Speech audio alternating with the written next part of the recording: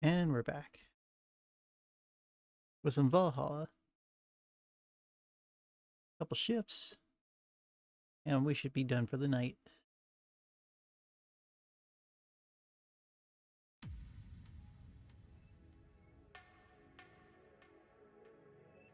So far, this game's turning out to be a new favorite.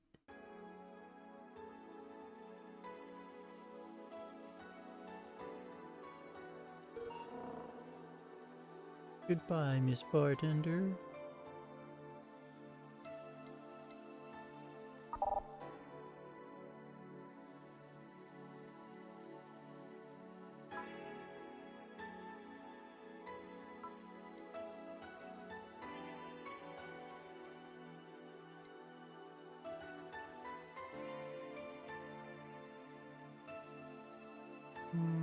I'll keep the scan lines on.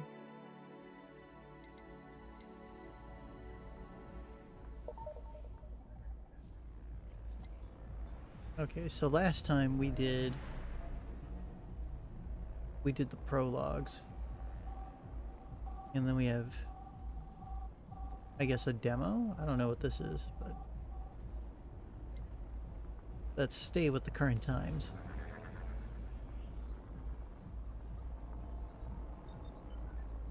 We are on day, what, 15, I think? Yeah, 15.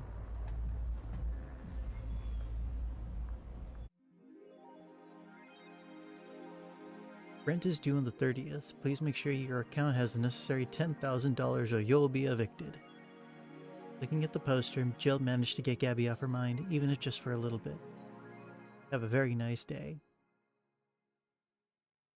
But what sucks is, our power's still out. I don't know how my laptop still has power, or any battery left. Unless I'm charging it at work. Then, okay.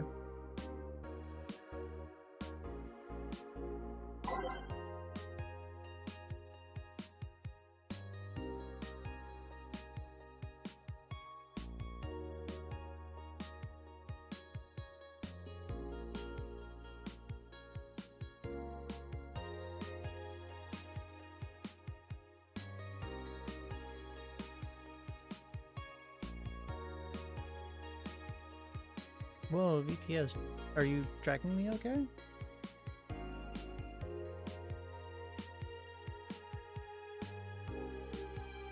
Hang on, recalibrating. Yeah, because as soon as I sit up...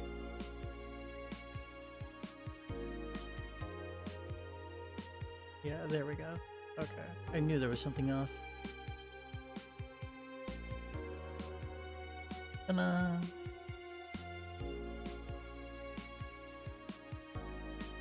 So we need $10,000. We're short by only like 25.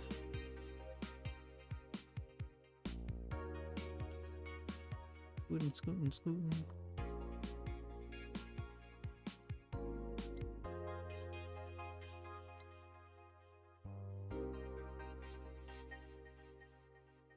Alright, Grand Slam Fighters, Model Warrior returns to TV. Yuri new season. Yuri new season. It's finally here. I can't believe I'm alive for this day. Thank you, base god. All boards report in. What are the boards, you idiot? Nice, stupid, more stupid Moe blobs. YY gets new season, but the actual best YY is still up in the air. Implying my internet service gets cut off tomorrow because I can't afford it tomorrow, or I can't afford it anymore. Wake me up. Get a job, you stupid neat. Oh god, here we go. Implying prepare hot cocoa. Sitting comfy couch, put on my favorite mega Christmas sweater, see snow falling outside, turn on the heater, get my blanket, watch glorious YY and fall asleep when it ends. I am the comfy. I wish I was this comfy. Implying have work tomorrow. Enjoy the Urus for me, danger you.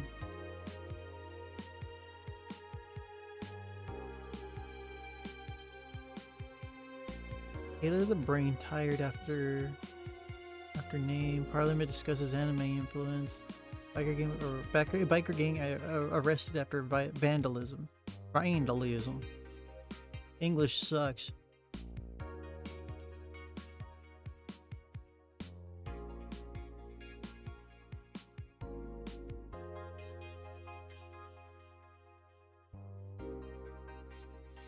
Taylor the Brain tired of name change requests. Taylor.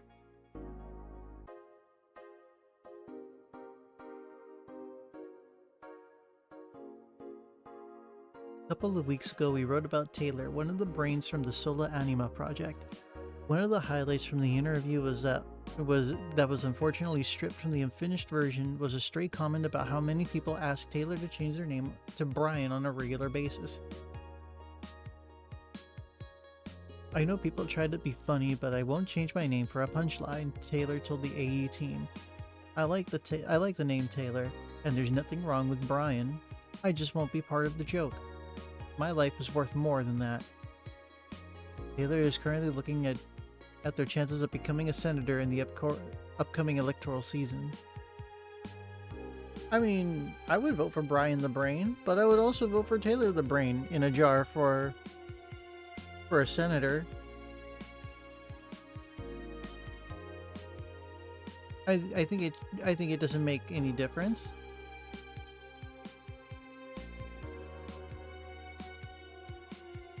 But that's so dumb.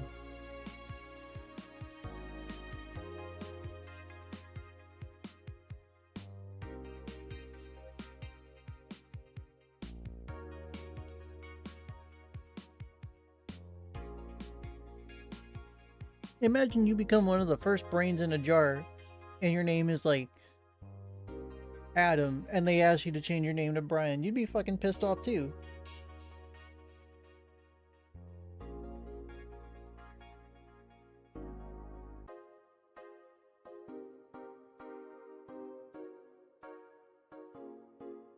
Parliament discusses anime influence.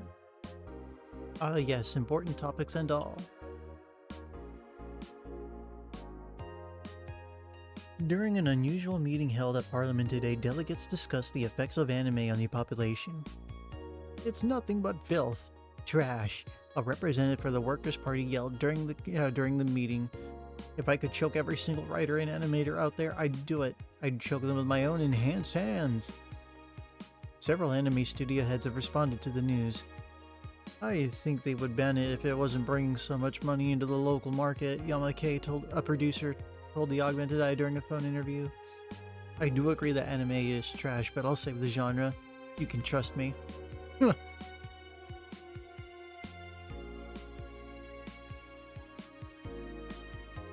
Isn't she a game developer? She's many things. Biker gang arrested after vandalism during protests. The largest member of one of the biker gang, the members of one of the largest biker gangs in Motor City sector, there we go, were arrested after the group's leader and her entourage were found at the site of a protest last Friday.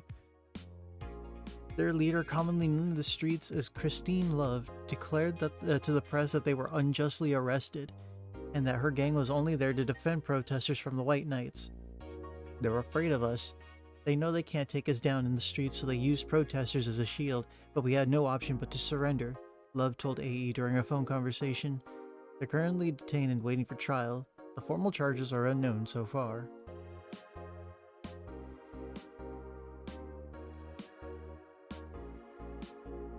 Alright, we're short by $25. We can make this. Unless we're doing like another free event or something.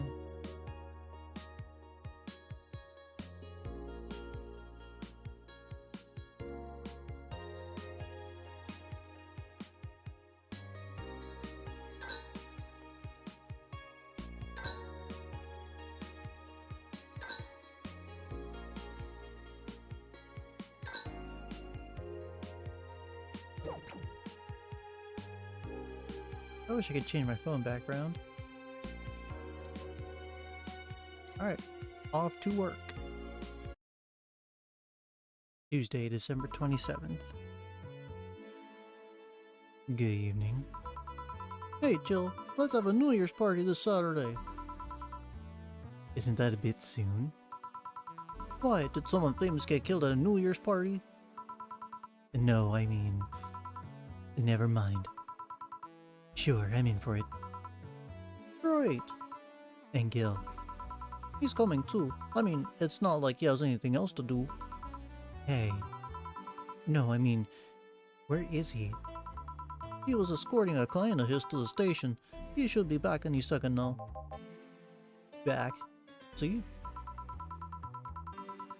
So, you coming to the New Year's party too, Gil? It's not like I have anything else to do, so... I told you. We're depressing people. Oh yeah, the kid from the other day, Gabby, I think he called her, asked me to give you this.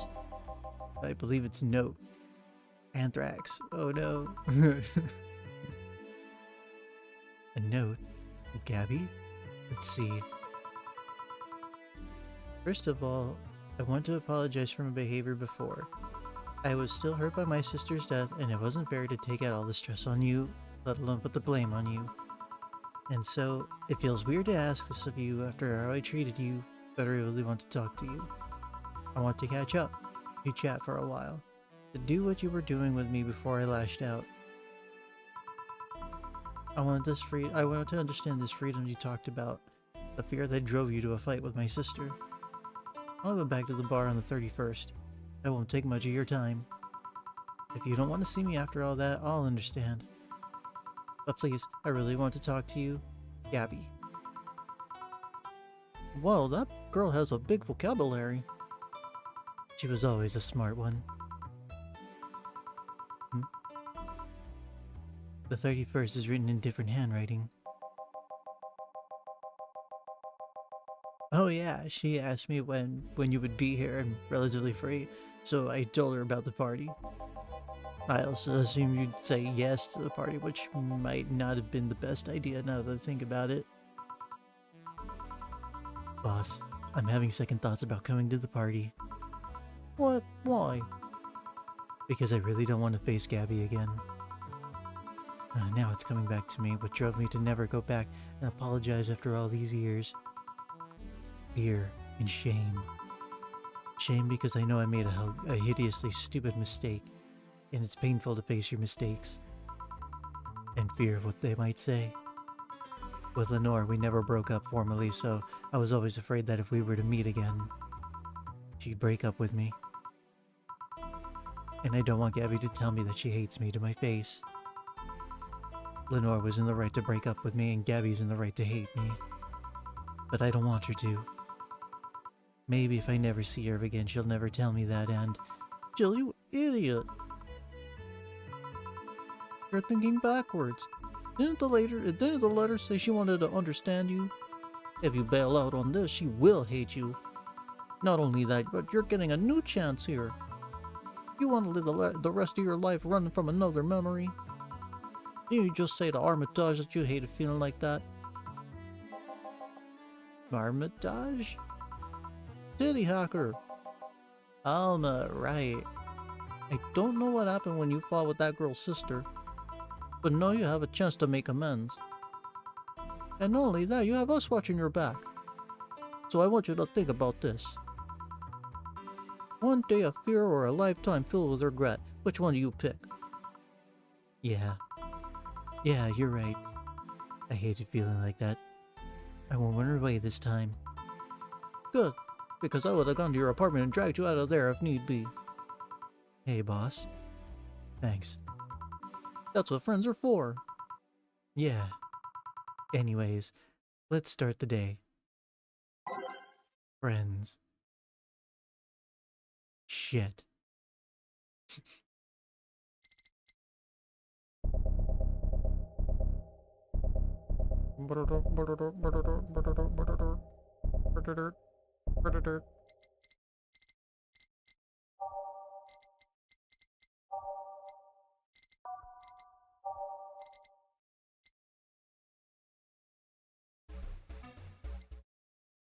Let's see. It'll take me a while to pick new songs. Give me a minute here.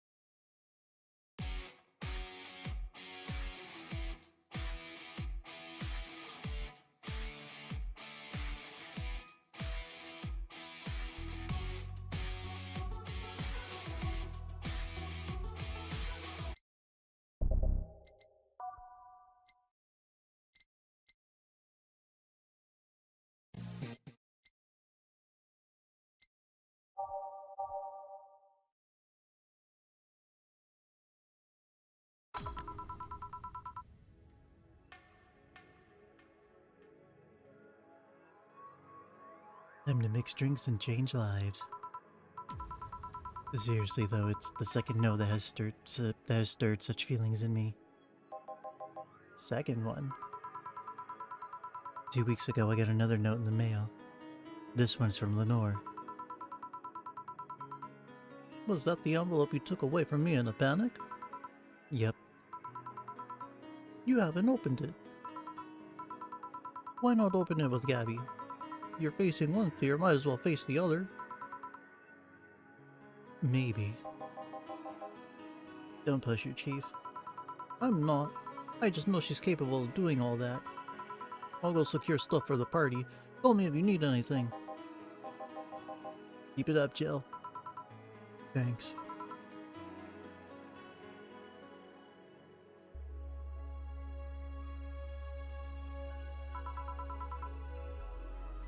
Happy holidays. Someone's happy. We held a party for the staff and their children.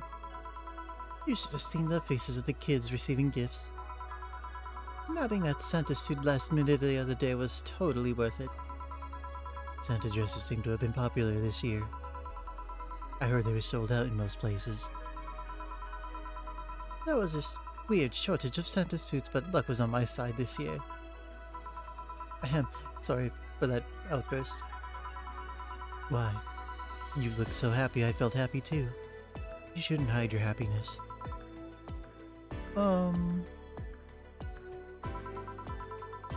Anyway, can you get me a cobalt velvet, please? Sure.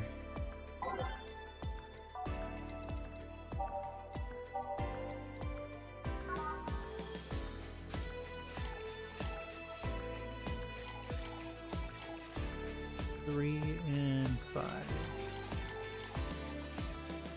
2 red, 3 green, 5 light blue with ice mix. Here. Thanks. Are you meeting with Say today? You should be here in a bit. She told me she wanted a drink here, and since I was coming here too. Sadly, I can't stay for long. I have some errands to run. How has she been lately? She's better. Her wounds have been healing really nicely. If only she stopped scratching at her bandages so often. What about her eye? Eye? Oh, hers. Sorry. It'll take longer to heal, but as long as it's kept clean, there shouldn't be no problem.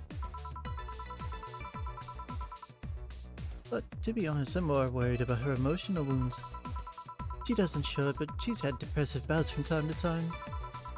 And who can blame her? Her life changed completely. The job she loved no longer exists, and she was just a disposable pawn in the whole bank affair. I'm afraid it will all make her go back to her old ways. Old ways.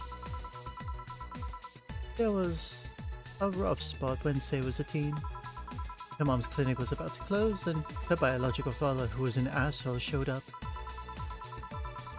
And the teachers at her school didn't help. Say's not a slow learner by any means, but her way of learning stuff is different. She needs equivalences to things she knows. You need to get a bit in her mindset. Once you get this, she's a fast learner, but schools don't have that kind of patience. They basically branded her a failure, and she even dropped out. I would have suggested a special course somewhere else, but that would have offended her. Who's this? Oh, that's sick. I can fuck around with the channels?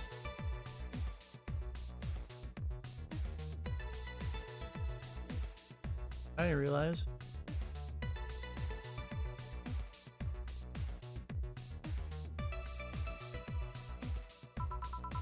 He's always been against being labeled as special or different. Ooh, yeah, I get it. Anyway, Say was totally different during that period. Foul-mouthed, short-fused, always frowning, the whole opposite of how she is nowadays. From time to time I see that old look cross her face and it scares me. You're comparing her to her teen self, though. People mature. Maybe she'll show signs from time to time, but I bet Say knows better than to go back to that. I hope so. Give me something cold and sweet, will you? Sure. Cold and sweet. I think I've heard that one before.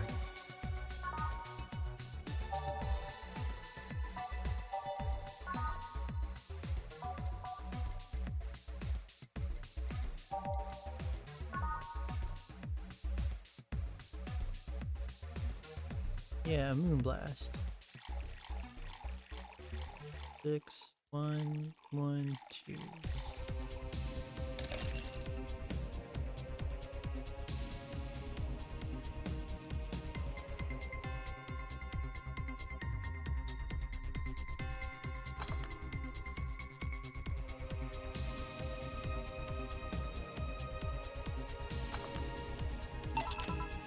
Here. Thanks. This is the kind of stuff Say asks for, you know. Now that you mention it. So, I take it Say's family situation isn't exactly fine and dandy, huh? It's a mess they've tried to fix over time, and I'm glad to say they've actually done it. Say's mom had a really abusive relationship with Say's biological father. Sadly, like many women in that situation, she tried to justify his actions. But apparently things got nasty when Say's mom, Miss Emmy, got pregnant. At that point she had an epiphany, one could say. She didn't want that guy to raise her child, so she finally sought help. Things weren't so easy though.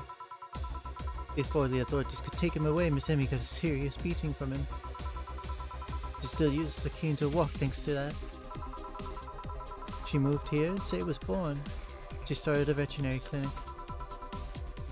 So did he come back? He was drunk and couldn't find any drugs, so he made it to the city. He caused a ruckus for a couple of days until Say managed to scare him off. How? She beat him to death 3 times. Sorry, I shouldn't laugh, but... Oh, don't worry, I laugh too. The dramatic irony there is delicious. I've been wondering, can you really be so calm in the lower parts of the city? I mean, the streets are not exactly safe, and a cat boomer is sure to become a target. Well, I have my security staff with me at all times, so there's no problem. Besides, this part of the city is comfier. Come again? Sure, uptown is cleaner, maybe more secure, but it's also too sterile. Around here, you can actually feel the warmth of the people. You feel there are people living. Especially like going to a busy food stand. I feel a warmth there that uptown doesn't have. It's also easier to talk to people. You finally came. Welcome. If you try to talk to someone in the upper part of the city, they either shrug you off or flat out ignore you. People around here are a bit wary, but they're also more likely to talk to you. Not that things aren't nice there, though. Can I get you something? I feel like having a beer. Make that 2. I just want 1. I'm asking for 1 for me, adding 1 to your order. Oh, that. Right.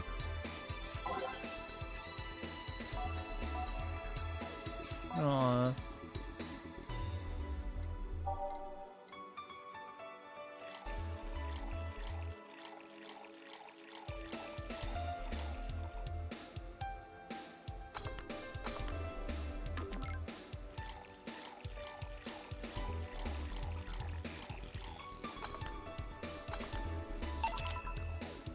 Here.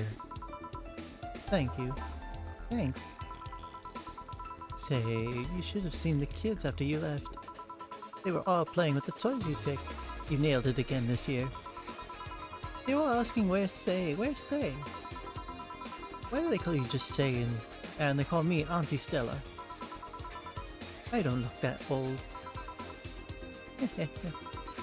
Don't worry, they still like you. Sorry I had to leave, but Mom worked overtime that night and I couldn't leave her alone. What happened? Well, there were fireworks and some dog glad to be safe to hide in a jar. The little guy managed to get his head and paw inside before getting stuck. And it was plastic, so he couldn't just try to break it. And then risk getting like a shard in the poor dude's eye.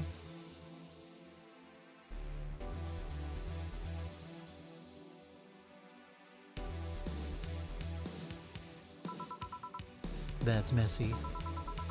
She needed someone to hold the dog while she worked.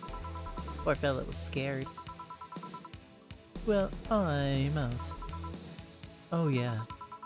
We'll have a New Year's party this Saturday if you want to come. Sure, it's better than depressing myself with my dad's woes about the next fiscal year. I'll be here. Bye Jill, bye Say. Careful. Please come again. You want to come too? I'd love to. I'll also make up for not coming last time. How was the party? Pretty nice. We played Truth or Dare. Had some fun, broke some glasses. Ate lots and lots of food. Seriously, looking back, the amount of food was ridiculous compared to the number of people who were there. Better leftovers than left hanging, don't you think? Yeah. Can I get you something? Let's try something classy. Okay, something classy for Say. Classy is not a flavor. I wish it was.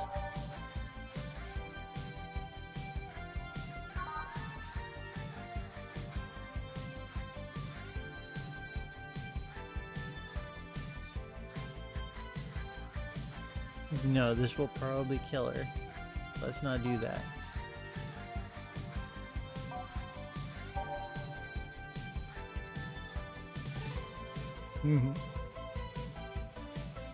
How's a bad touch classy? That's fucking funny.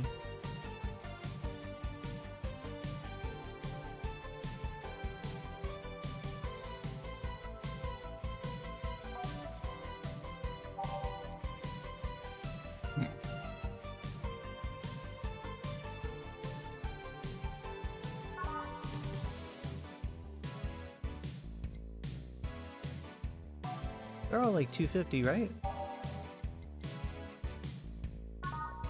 No, Fringe Weaver is 260.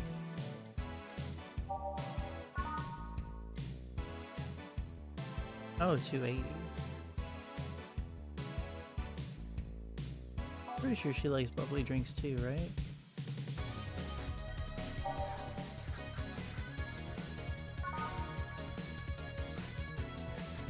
But yeah, you can't go wrong with a Brandini.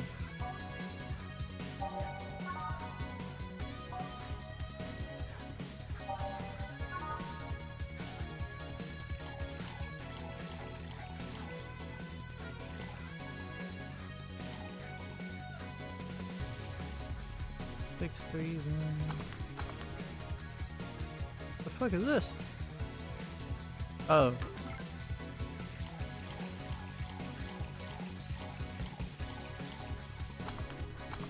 There we go. Something classy. Yep, this is the thing. Stella came in quite cheery about Sunday. It's Sunday. Oh yeah. Well, you know, her birthday is actually the 25th. Really? Here's a weird story from when she was a kid. She heard Mega Santa's story and somehow she got it into her head that by being born on the 25th, she was the spiritual reincarnation of the original Santa. That made her start giving out gifts like crazy. She got over it, but the gifting stuck to her. Spiritual reincarnation. Well, the story says that the Redmond family destroyed Santa's spirit, and that Mega Santa was reborn as a manifestation of the Christmas spirit. She thought she was the old Santa spirit in a new body. Heh, that girl was delusional as a kid. Huh. Speaking of things you did when you were young, Stella mentioned she's worried about you going back to your old ways. Something about a rough period where you were angry or something. Oh, that. It's sweet that she's worried. But I won't go back to those days. Like that, you know? Even if I face the same situation, I'm more mature, you know? I'm not a teen anymore. Expected as much. Told her as much. Hey, can you give me something bubbly? Sure. Something bubbly for a bubbly girl. Do, do, do, do, do.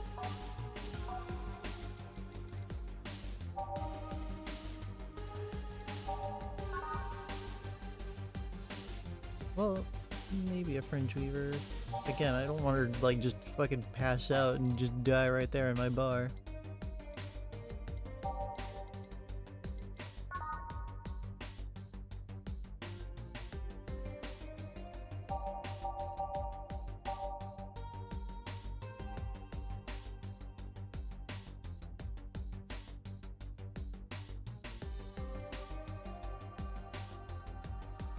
You know what? Yeah, I'll give her a cobalt vote this time. I was thinking about it earlier.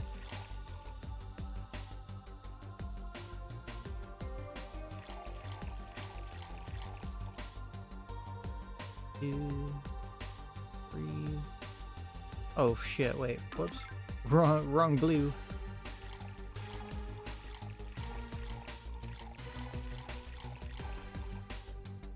Two, three, 5.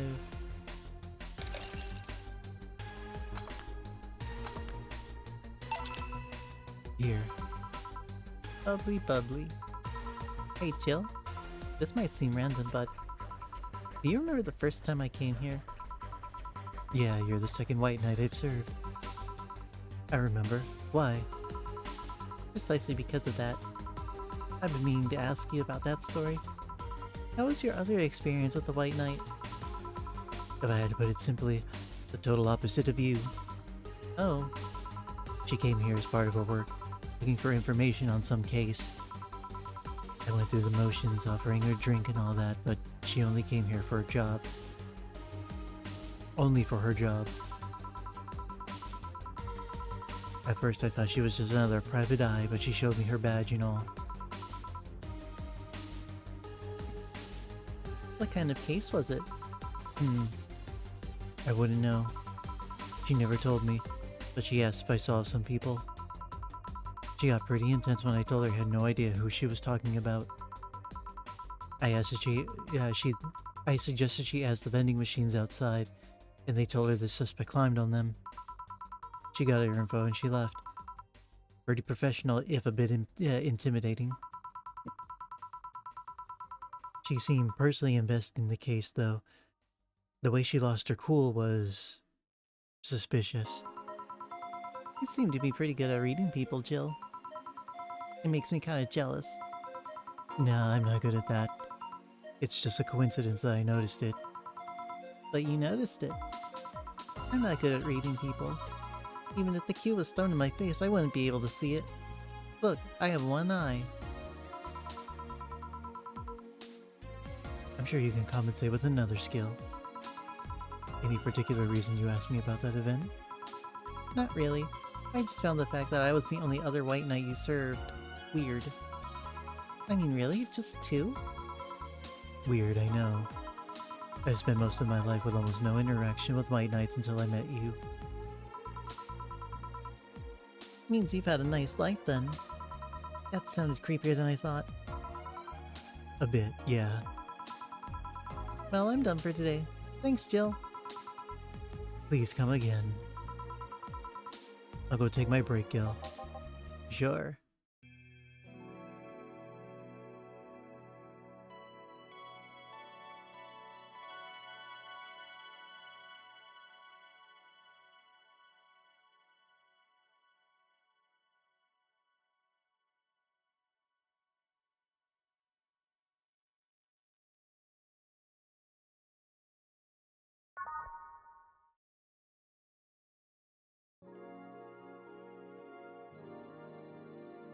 It is now safe to keep playing. Let's go.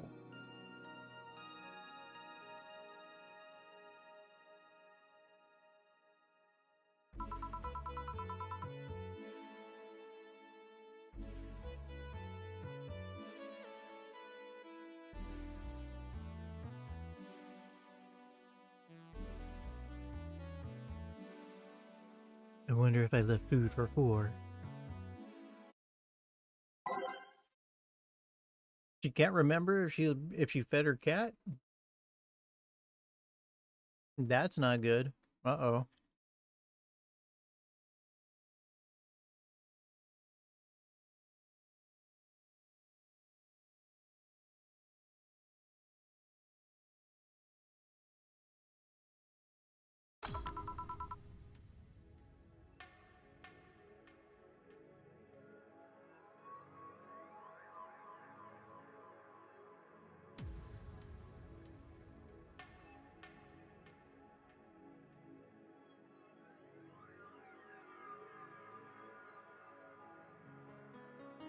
I wonder. Dorothy looks kind of sad. What happened?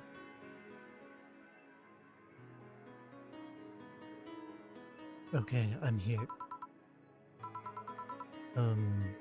Dorothy. You won't get through the bar anytime soon. You can stop walking. Ah, honey. You want something? The usual, I guess. Usual.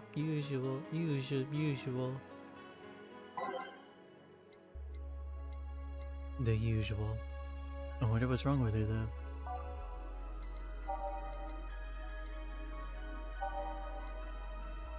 though. Shit, I don't remember what her usual drink is.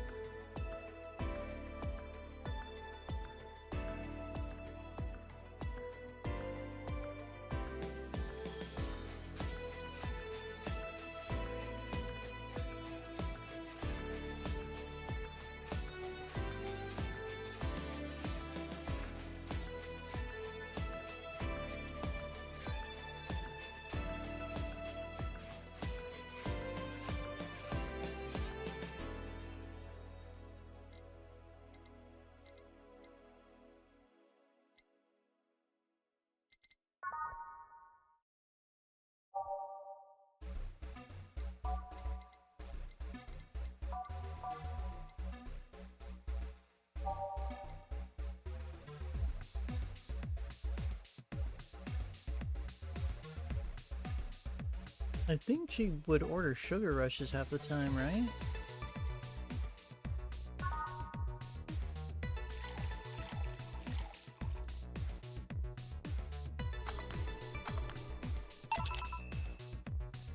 Here. This is nice. Nice. Nice. Nice? Okay, you're freaking me out. What's up with you? Hey, honey. You know what's real. How so? I mean, how do you know if what you see is an actual thing? How can you tell if what you see around you is actually happening? What tells you everything is not actually a fabrication? What tells me I'm not just a simulation in a computer? And those ponderings brought you to the bar. What? Oh, I'm in the bar. Am I? Dorothy. So, you're having a solipsistic crisis of sorts. What? Solipsism, the theory that the self is the only thing that can be known to exist. The theory that the self is the only thing that can be known to exist? Really?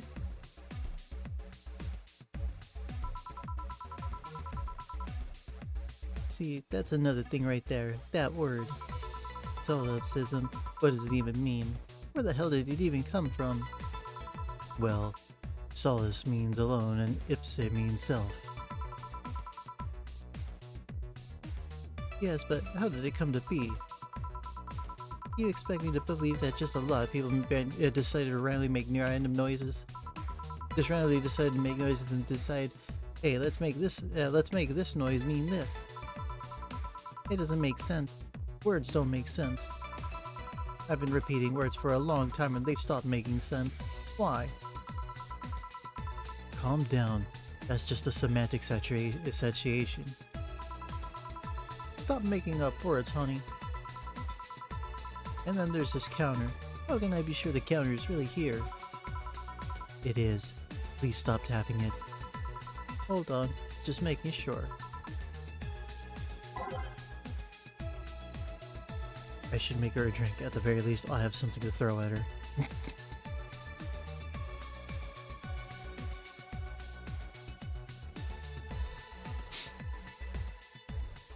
At the very least, I'll have something to throw at her. That's fucked up. Jill has chosen violence.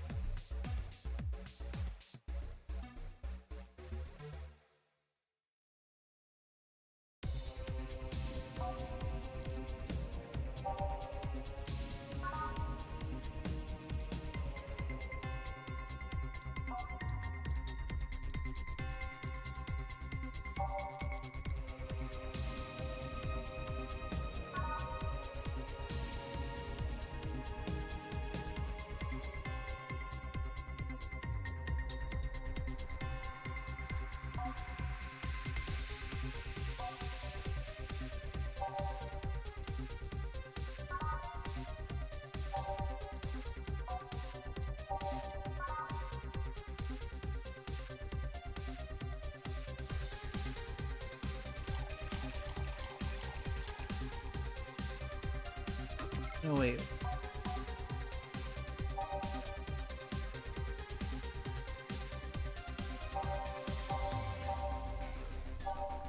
Oh, but Mars Blast is spicy? Oh no, I don't want to blind her. Never mind. If it comes down to that. Okay. Moon Blast it is then.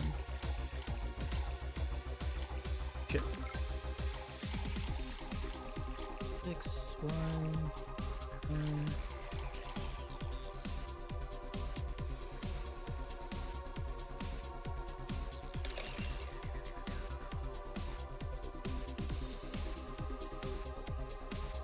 Blended.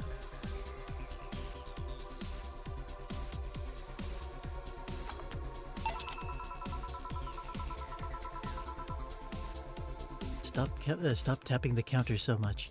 I'm this close to throwing this at your face. Sorry. So let's start from the beginning. Since when did you have this existential crisis? Since earlier today, I think.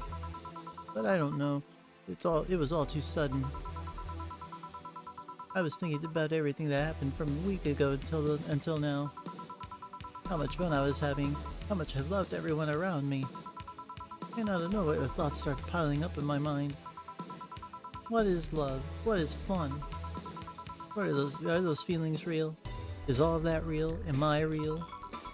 What tells me I'm actually in a body? What if I'm just some computer somewhere thinking it has a body? What if I'm just a human girl in a comatose dream? What tells me that you're real? And for all I know, I just might be a figment of someone's imagination. Or even just an AI simulation in some computer that thinks it's a human. I've been there, Dorothy. That existential doubt and crisis, that uncertainty about whether or not things are real. It was a couple of months only, but I remember having panic attacks and scratching my arm to feel something. But the panic attack gave me a rush of adrenaline, so I couldn't feel the scratch and the fear got worse. What did you do to get over it? Oddly enough, I read a book. The Last Ring in the World. One of my favorites. At one point I cried with the book and realized I was crying over fake things. A story and its characters. I didn't care less for them because they were fake. Why not think of reality like that too? Even if I'm a figment of someone's imagination, I'd still care about you. That's what I told myself at least. It wasn't immediate, but that focus helped me. Huh, I like it. Hey, can I take this drink? I made it for you. Thanks. Okay then.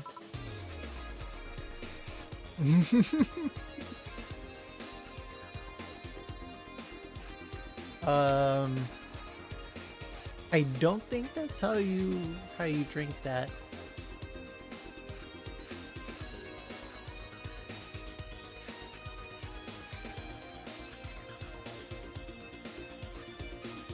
Lil'em are funny. Lil'em are funny creatures. Ew. Why did you throw it on your head? It feels something you made. And it burns and itches a bit. I'll get you a towel. Delivery for Dana's, Oh, I've been here before. Mr. Mario, welcome back. I have a delivery for Dana Zane. Who's that? She's my boss. I'll get it for her. Right. Sign here, please. It's a big package. I wonder what's inside. You should open it. If it's something perishable, maybe it'll need to be refrigerated. Let's see. It's a wiener. A really big wiener. That's fucked up. Hey, honey.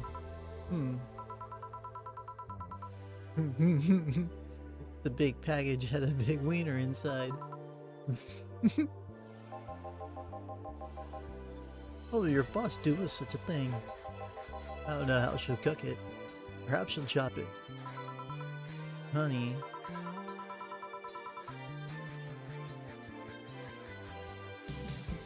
Oh my god, I'm not mature enough to be playing this game without laughing.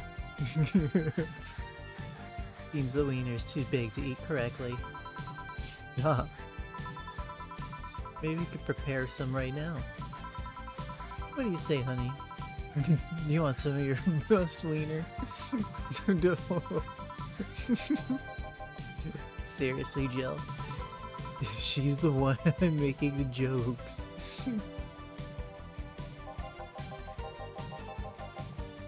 And you're the one trying not to laugh at them too hard.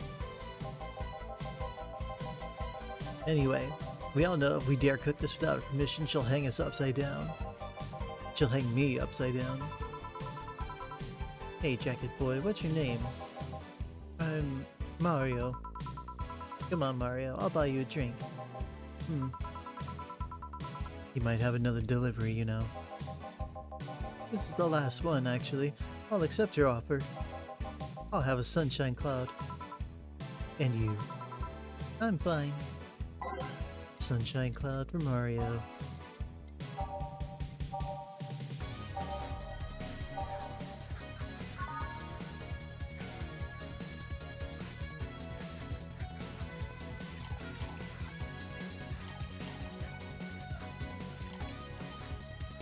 On the rocks and blend it.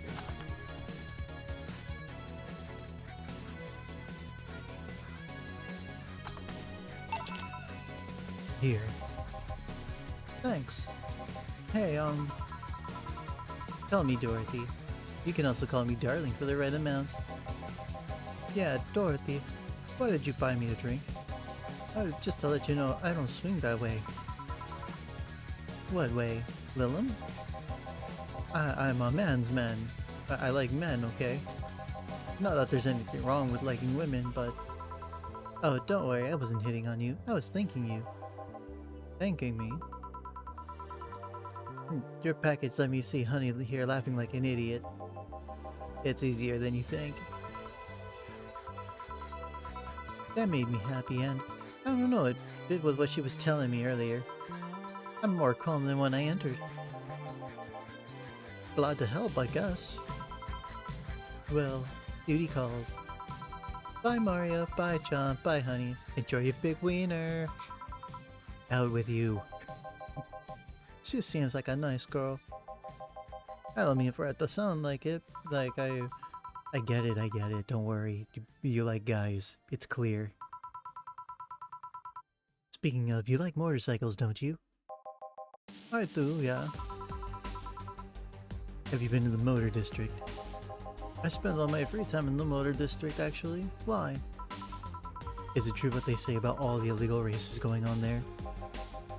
You're not a cop, are you? As far as I remember, no. Well, I mean, there are illegal races, but there are also a semi-legal race going on there. Semi-legal.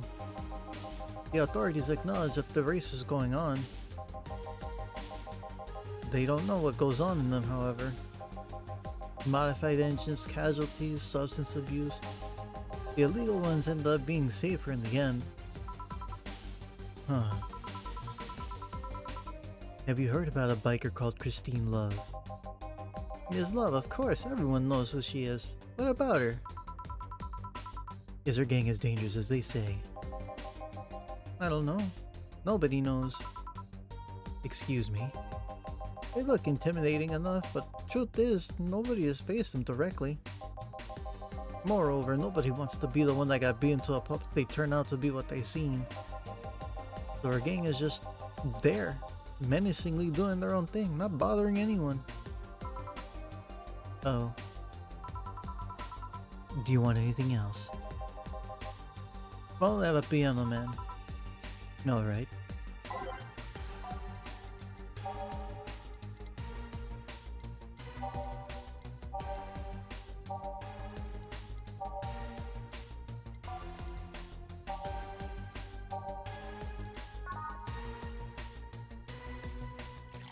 One, two, three, 5. Oops, 5.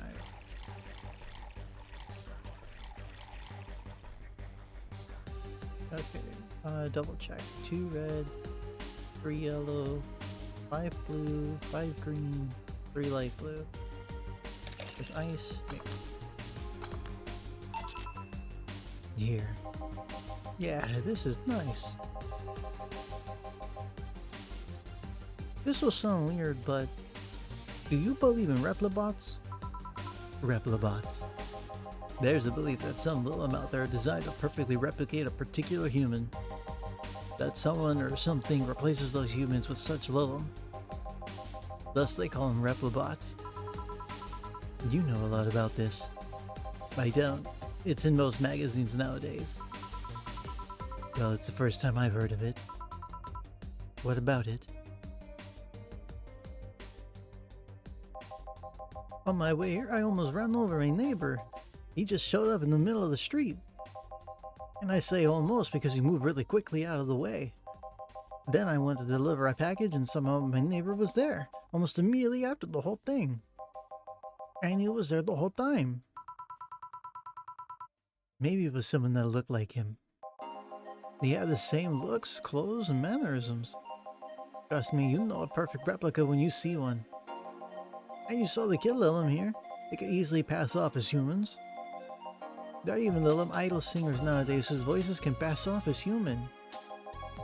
They could be passing off as humans under our very own noses, replacing us little by little. I mean, at this point in time, I doubt it. Lilim behavior is a bit different. You can tell someone's a Lilim because they seem... how do I put this? They don't care about risk and danger as much as we do. They treat risks with a lot more leniency. Still, be careful. Keep an eye out for any uncanny doppelgangers. I'm leaving. Thanks for everything. Please come again. What's your take on the replibot thing? Do you believe in them? Do you? Not really, but I asked you first. When I was in high school, I had this irrational fear of aliens. I was paranoid that they would come. What would I do then? I remember I lost lots of sleep because of it. That doesn't answer my question. Let me finish. After many months of fear, I reached a conclusion that might as well apply here. It's useless to be afraid. But I'm a simple woman. I wouldn't be able to do shit against them. So I'd rather live without being afraid. Because the memories of not being afraid will be my only solace when nebulae crabs when the nebulae crabs invade. Or I mean, when the Replibots come. Jill, are you still afraid of aliens? What part of its use is to be afraid, didn't you catch? Right. Back. Did anything happen? I discovered I have the sense of humor of an 8-year-old. Did anything new happen? Dana's like, no shit, you have the sense of humor of an 8-year-old. You can't serve a bad touch without giggling. Hey, they brought you a package. Ah yes, my curated wiener. As a gift from my folks. It was delayed in customs, but here it is. You guys want some of it?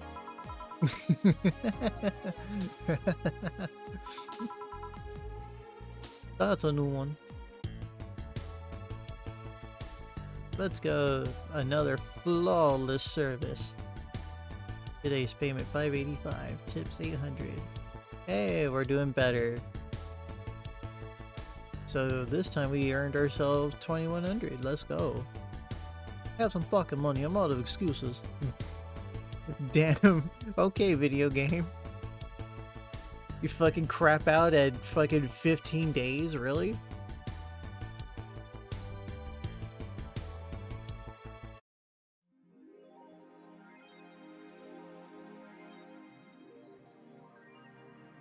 Rent is due on the 30th. You need $10,000 or you're going to be forcibly removed from your home. Jill wonders if manicking Nekozur actually bring luck. I want to prevent her from getting too distracted.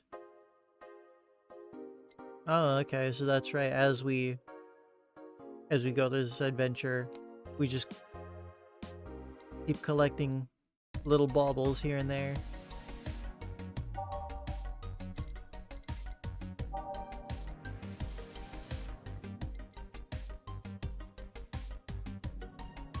They say these bring luck, but its paw is broken, so I wouldn't trust him.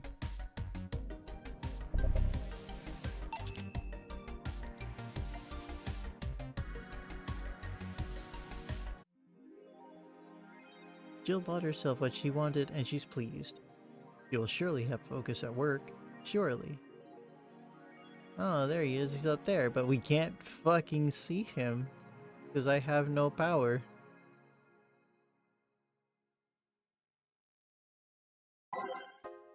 Oh, hey, new articles.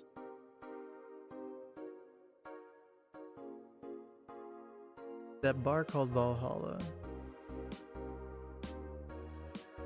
You've been chuckling since yesterday. Wiener.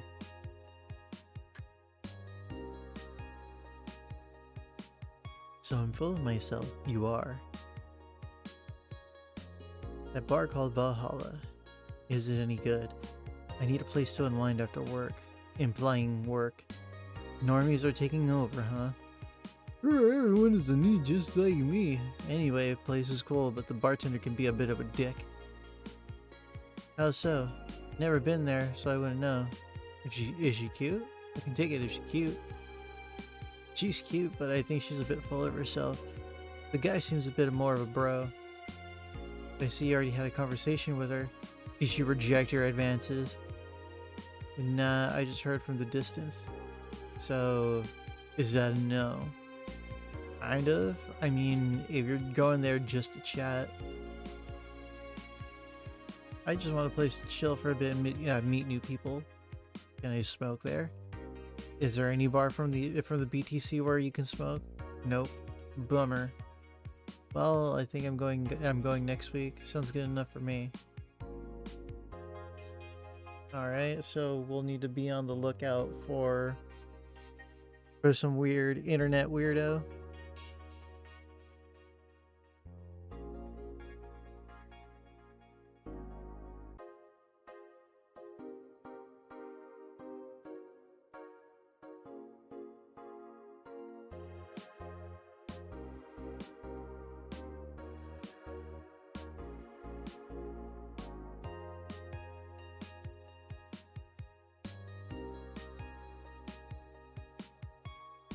First space colony to develop its own army.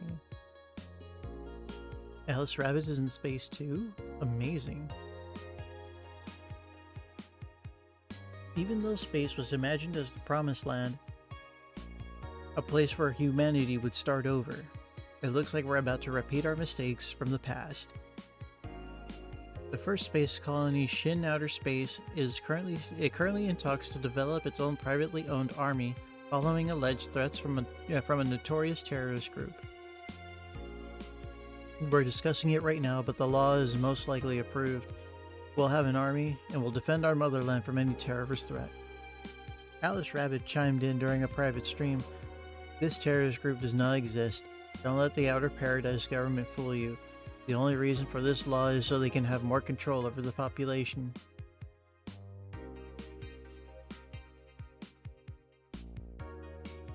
Woman marries enemy pillow. Nobody is actually surprised. Want to marry me? Can't marry your own son. Damn.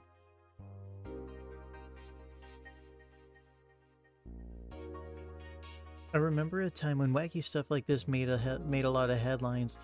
But even though I'm reporting on it, I can't help but think how mundane it's become.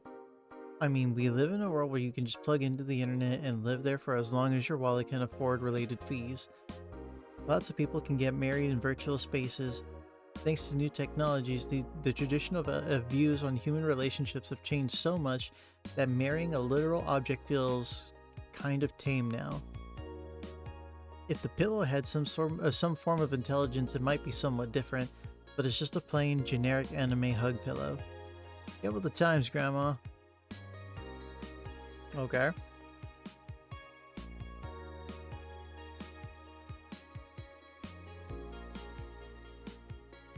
This is the third final this year.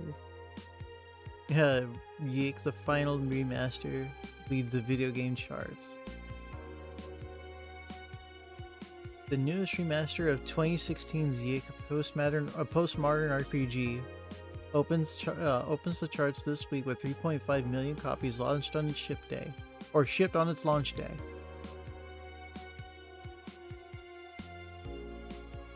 Other titles this week include new releases such as Hatsune Miku, Project Remaster, and Sting's Face Remaster.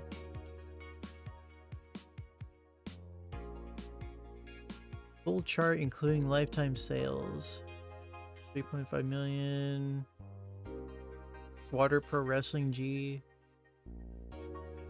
Dang it, Round Paul. What the fuck?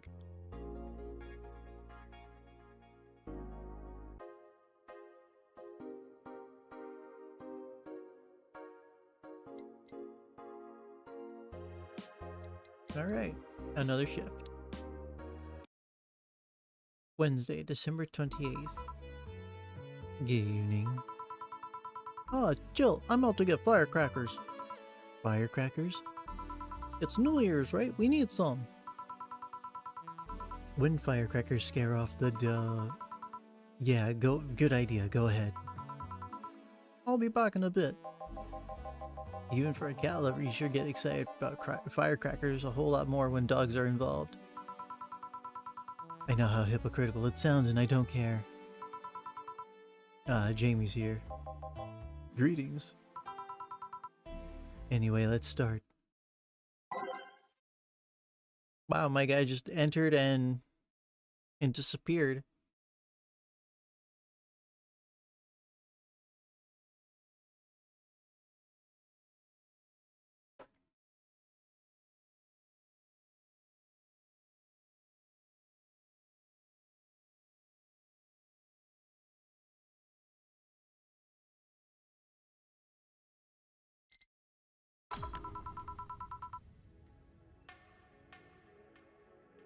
Time to mix drinks and change lives.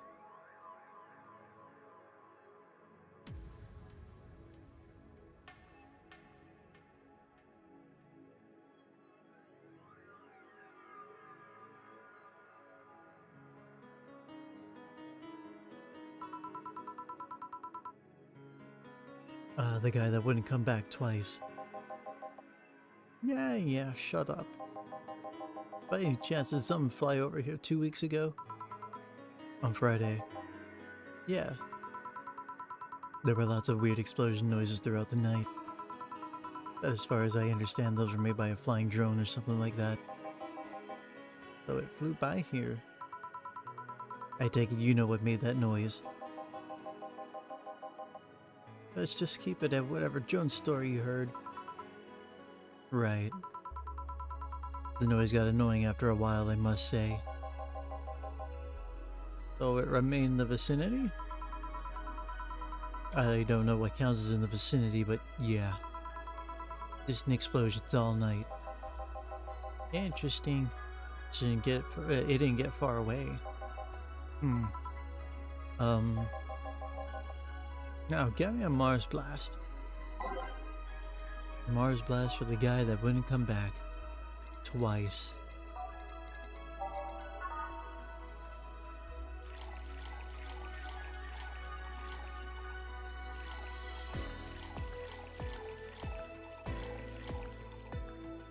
Six, 1, 4, 2. And blend.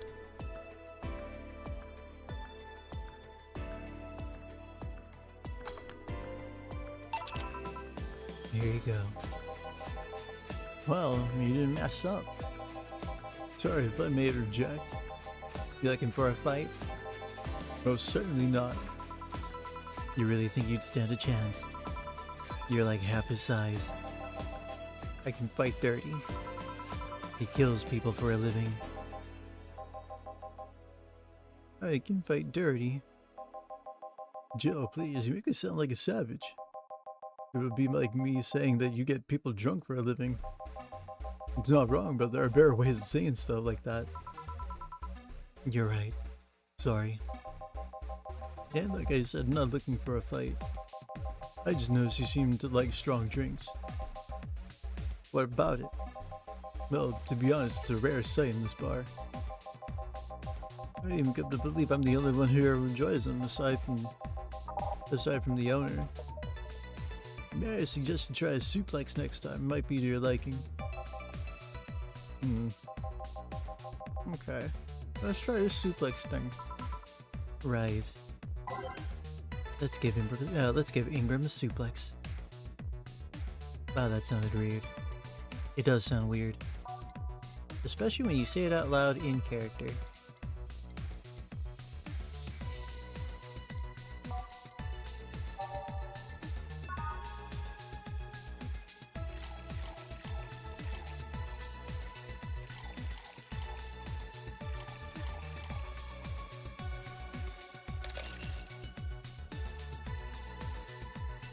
Four, 3, and 3 with ice.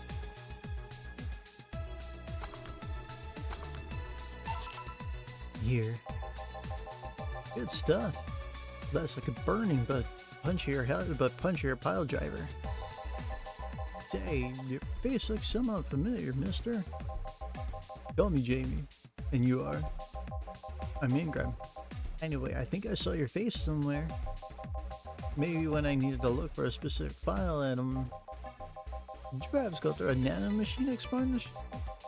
I did, actually. Figured as much. Only a handful of people do that.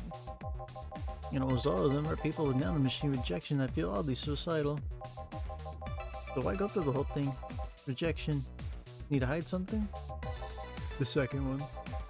It's easier to remain undetected when they have no means to track you or your activity. I see. How does the expunge work? You lie in a pressure chamber and they give you a special IV solution. It causes nanomachine rejection while giving you the antibodies needed to prevent them from getting back in. For 5 hours you're trapped in bed with a horrible pressure builds up in your body and nanomachines are forced out. They're like little needles all over your body. You feel them in your eyes and your gums, your toes, everywhere. And after all that, they need to implant with you with a mechanism that constantly releases the same antibodies. Ouch. What are you having, Jamie? This is a gut punch. Yeah, should have figured. Alright, give me one of those. Sure. Let's give him a gut punch. Again, that didn't sound right.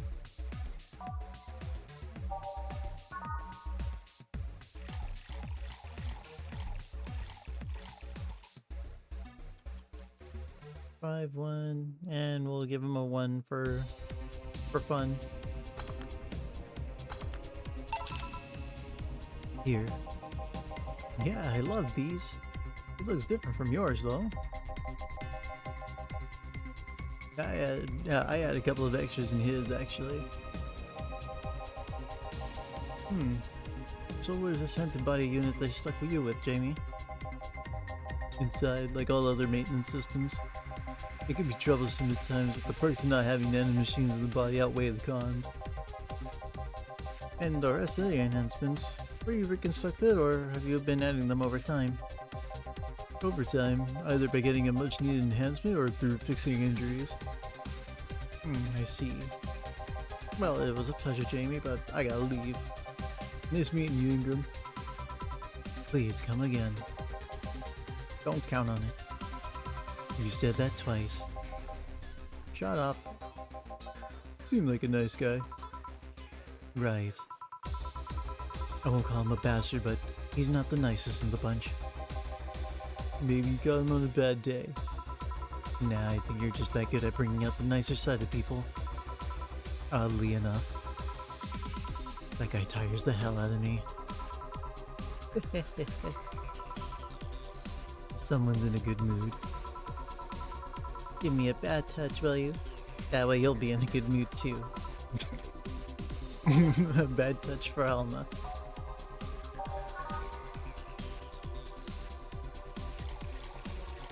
Two, and then 4. 1, 2, 3, all 2, 4. Here. Jill, you have such a petty sense of humor. Guilty as charged. So what put you in a good mood? Oh yeah, that. Today my sister was supposed to be in court for all the custody proceedings. Of course, not only does she show up later than her husband and drunk at that, but also dressed like she got fucked in the back of a parking lot. And to top it off, she even forgot to bring her kids. Luckily, my parents brought them to court. The judge assigned the kids to my parents for the time being. So she really messed it up, huh? When they came back to the house and Diana started throwing a temper tantrum, she said it was lucky her husband didn't get the kids because the Yanks would have made her jump onto the highway. So Eva comes in and says, and make sure it kills you because we are dealing with you as a cripple. I shouldn't reinforce that behavior, but I don't know. Maybe it was the timing, but I've been laughing for an hour now. You hold quite the animosity for Diana, don't you? She and I used to be the closest friends when I was 7 or 8. We played all the time. We even slept on the same bed for a while. And then she turned into a teen. We stopped playing. She had other things she wanted to do. I could forgive all that. I mean, the age difference and all. But there's something in particular I can't forgive. It was the day when she invited her friends to the house, and I went to ask her something. As I was leaving, one of her friends asked if I was her sister. And she said she had no little sisters. Ouch. I think that was the moment that finally broke the pedestal I held her on. I admire her so much as a kid could admire someone, you know. Little by little, that admiration wore off, until we finally reached that point. I felt betrayed. And you haven't been able to forgive her after 40 years. Hey. It's not that I still hold a grudge against her, but rather... the Diana who said all those things many years ago is still the same Diana I know today. How so? She hasn't matured one bit. She's still as selfish, childish, and immature as she was back then. When you see her, you don't see an adult. You see an overgrown, horny teen. So aside from destroying any admiration I held for her, she's made sure not to fix that impression. Huh. But enough about me. How are you? Everything's fine, aside from this note. A note? Remember how I told you I lashed out at my dead ex's sister? Yeah? I got this note from her. Let's see. Wow, she must really feel bad about the whole thing. As do I. So what's the problem then? The same fear that drove me away from her in the first place. Right. Give a Brantini, will you? There's a little story I want to tell you. Right. Brantini, alright. Crap, how do I make one of those again?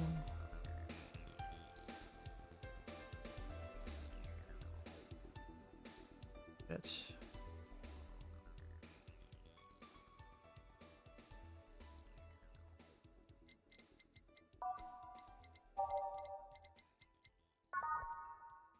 Six red. I was nowhere close. I was thinking yellow. 6, 3, 1, age mix. Here. This is the thing. Let's start. Boo! Oh hell no. She is the girl from the TV.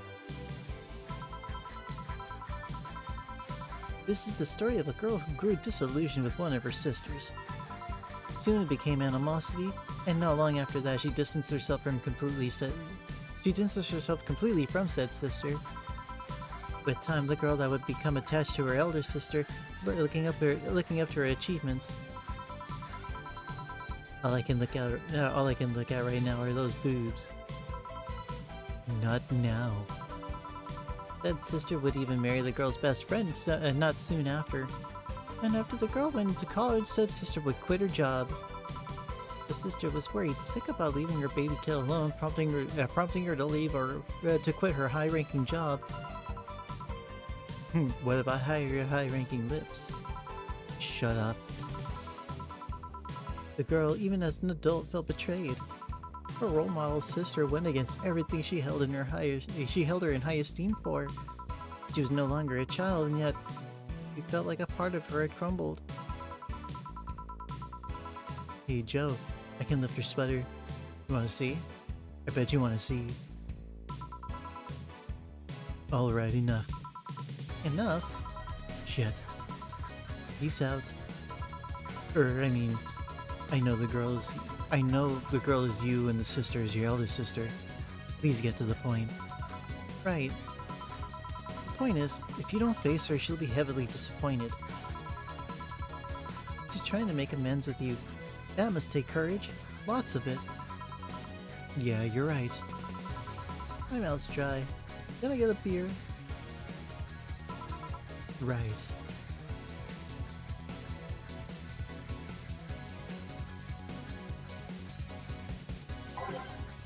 A beer. Man, I am going crazy, aren't I? I probably am. This is gonna suck. Here. Thanks.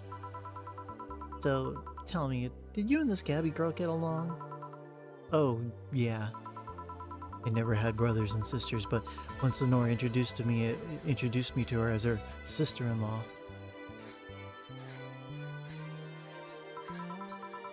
She got so excited about having a new sister that she clung to me a lot. I helped her in her studies, read books with her, played with her a lot. She was pretty much my sister too. I have to leave, but I'll tell you this. As both a big and little sister, if you don't grant that girl the chance of talking to you, I'll never forgive you. Yeah. Oh, there's a small New Year's party this Saturday if you're interested. Oh, sure, I'll be here. Remember, I won't forgive you. Yeah. I'll go take my break. Alright. What? You were here? You were quite absorbed in the conversation just now. Jamie even said goodbye to you, didn't you hear? Anyways, call me if anything comes up. What the fuck? I bought the little thing. I'm not supposed to be distracted at work. I call bullshit.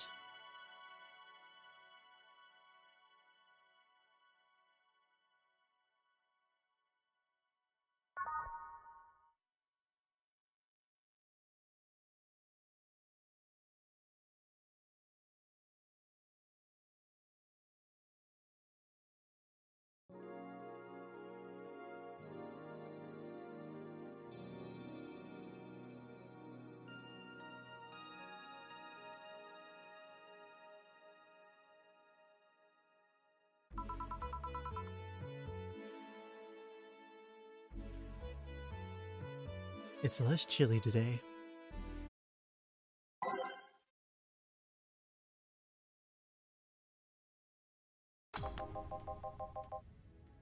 Jill, a kid's looking for you. Oh shit. Hey. Norma. You. You're back. Oh, fuck you. You do know I'm not giving you any drinks, right?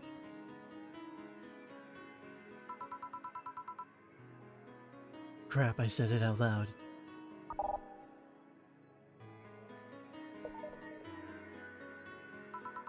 Yeah, actually, I wanted to thank you. Ew, she thought it was for her. Thank me? Or thank me? Well, for starters, by not complying and giving me alcohol. Everything else would have fallen apart if I had some. So responsible, Joe.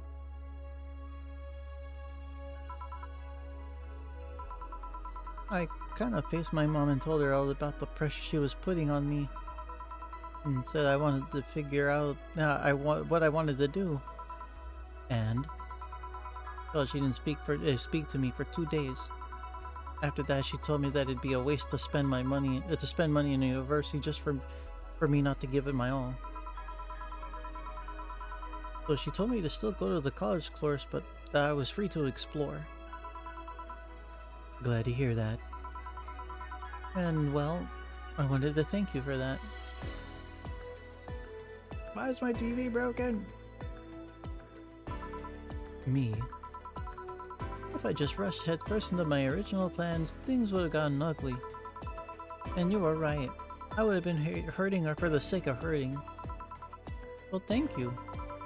Don't worry about it. I'll leave before it's too late outside. Be careful. Aw, so sweet. Shut up. Hey, Jill, mind helping me here? Sure. Make a bleeding Jane, please. On it.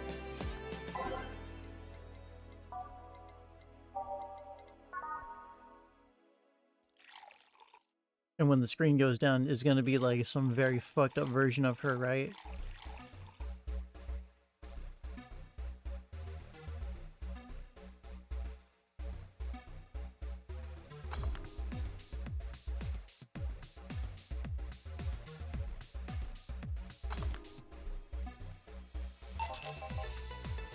Thanks. Hey, Joe. You hate me. Hate is a harsh word. It's not against you directly, but rather the fact that only I can see you. Like I told you, if they wanted, they could see me. And why can't I? You're the main character? Dunno. What are you? A cute girl. Right. You okay, Jill? Making a lot of faces there. Hmm? Yeah, just remembering stuff. Would you give me a hand in here and serve a beer, please? Sure. A beer for Gil.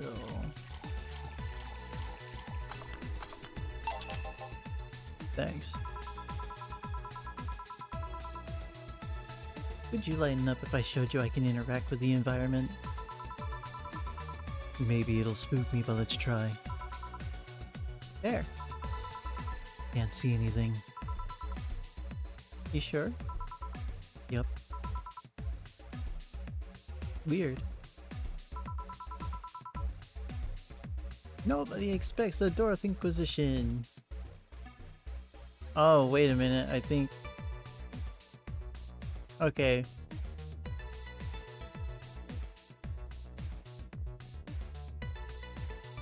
It takes me a second. I'm a bit slow here.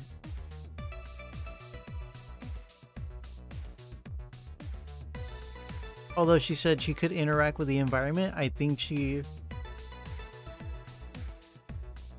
did something. I think there was like a small border. I know movement when I see it, damn it.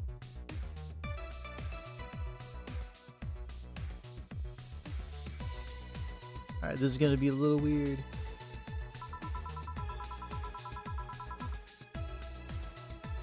Door acquisition, door acquisition, ouch! I bit my song. Can't believe I'm using the spare tongue so early in the night. Ahem. Honey. Ah, hey Dorothy. I'm making a quick stop for a drink. Can I get a fluffy dream? Sure.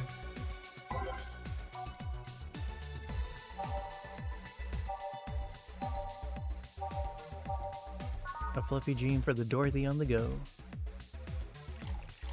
3, 1, 2. Whoops. No. 1, 2, 3. Optional karma tree. There you go.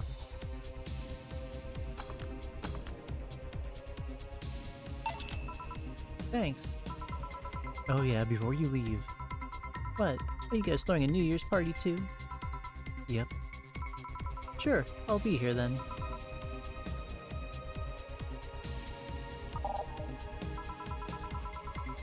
Well, I've got things to do, so... You do? Who does what? Sorry, I sneezed. Weird sneezes. You do! Sorry.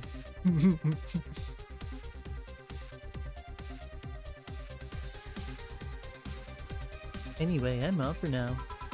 Oh yeah, Joe? Take care of Becky, please. Who the hell is Becky? Who's Becky? Who's what? Who's what? You said. I said nothing. Okay, fuck that noise. Fireworks are sold out everywhere. I'll need to get them through more shady means. Which means it's gonna be better.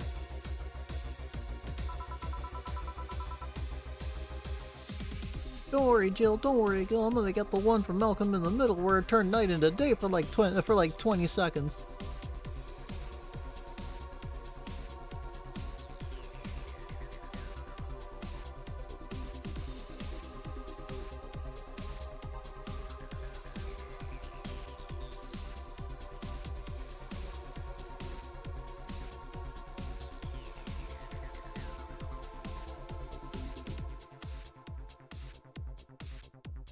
She's gonna buy them from the internet. She'll find them and put us all at risk of burning. I'll make sure there's an extra extinguisher at hand. Please. Well, I guess that's it for today. You're sure you're fine? I am, don't worry. Hey Jill, mind if I ask a silly question? You've seen my clients, you can assume I don't mind silly questions. Silly answers can get on my nerves, though. Sorry, what did you want to ask? Do you know why they call them cat boomers? I mean, I guess their second set of ears look like the cats, but the word boomer seems so out of place. Not so much when you consider it's not them, but it's their parents who were called such. No? Let's go a bit back first. You do know why cat boomers look like that, right? Because they went through some anti-nanomachine rejection treatment while they were still a fetus, right? It's called the Yamazaki-Romanova treatment. What? I'm sorry, what? Hang on. First of all, those are two words. One of them's not even a word, that's a name.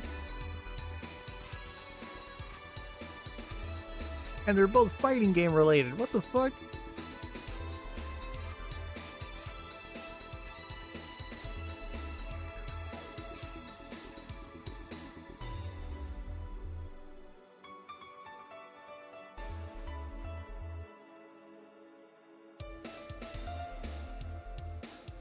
Anyway. It's called the Yamazaki-Romanova treatment. Or was it the Romanenko-Yamada treatment? Let's call it the catification procedure. It was not only the first successful genetic treatment on a fetus, but it was the first way to fight nanomachine rejection. Moreover, That research had a bit of a rocky story. Funding got cut in the middle of it at a critical point that could make or break the whole thing. Not to mention Zaibatsu Corps' record of not addressing nanomachine rejection at all. The rest of the research was funded by Maki Stankovic. Or was it Stankovic? Let's call him Stankovic for now. He's a businessman whose unborn daughter got diagnosed with early nanomachine rejection. Stankovic funded the research, and in a desperate move, his wife offered herself and her daughter as test subjects. Of course, the experiment was a success. The girl, Sylvia Stankovic, didn't die. She became the living testament of a scientific breakthrough. But then, the story of how things played out for Sylvia got sensationalized in the media and created a weird fad. Parents made their unborn children go through the catification procedure, even if they had no ailments at all. All because one particular girl whose life got saved through that treatment became a media darling for a bit. A whole generation of kids with those cat-like protrusions got born. And their parents got called cat boomers? A generation of parents obsessed with those cat-like features. The fad quickly passed, but the term remained in use. Eventually, cat boomer just started being used for people with the protrusions instead of their parents. You keep calling them protrusions. Why is that? Because that's what they are. Huh? You didn't think those things on their heads were ears, right? Sure, they can be moved somehow because they're connected to the facial and ear muscles. Thus, they can move like a cat's and react to their mood.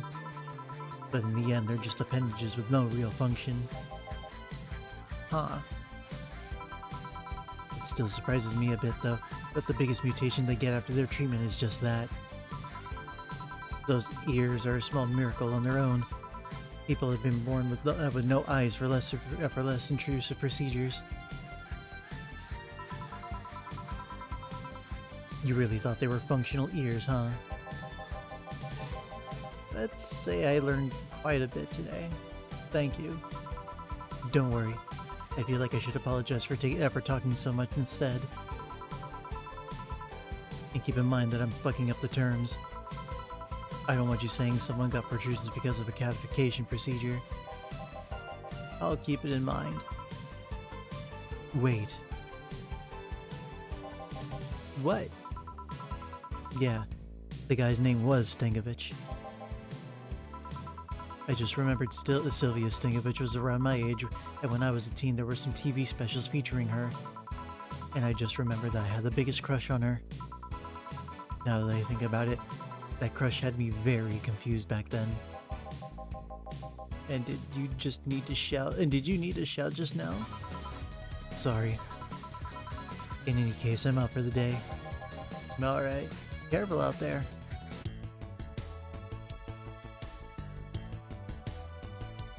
And we continue the ever so perfect, flawless string of services.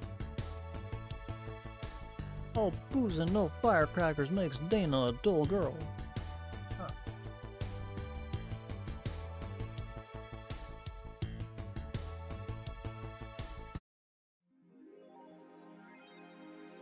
Rinse is due on the 30th. Please make sure your account, blah blah blah. Jill has bought herself what she wanted and she's pleased with herself. She was surely focused at work. What do you mean? I haven't bought anything.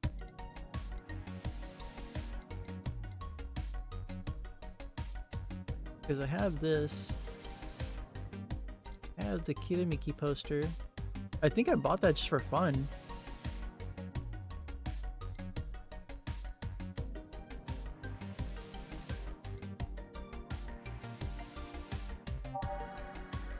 Because I know the shoulder massager I bought that for fun. I didn't need that.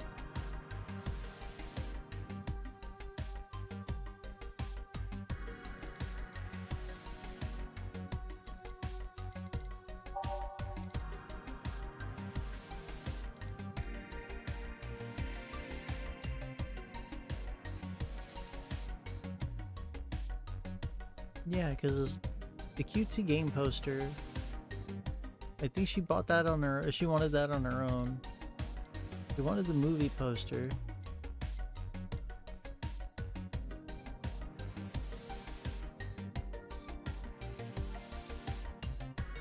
Yeah, because she was looking at the poster and she got her mind off of Gabby for a while.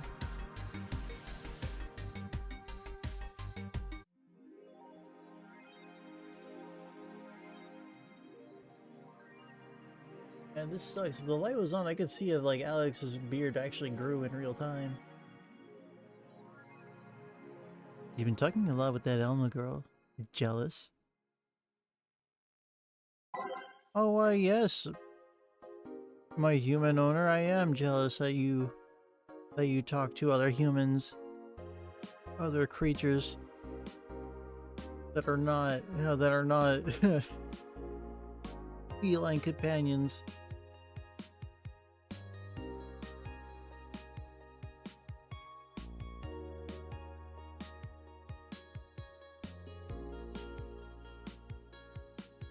When my beard grows in real time, I have to shave multiple times a day so it doesn't reach the floor.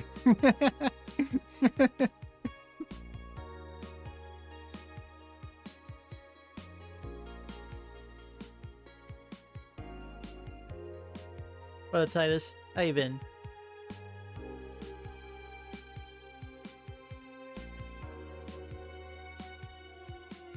I should have used one of the other pages to save my games. To see if I could have made enough to pay the light bill.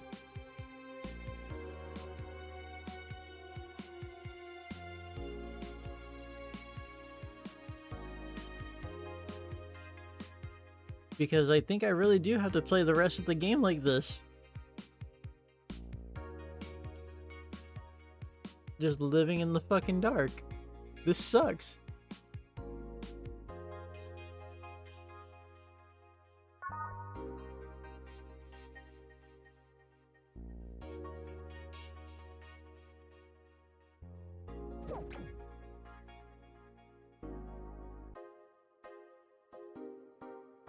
Crashed out earlier? Oh, fuck. As in...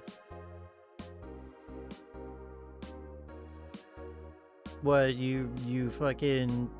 You blew up on someone, or you actually passed out? As in you got mad? Okay. Everything good? Ah, okay.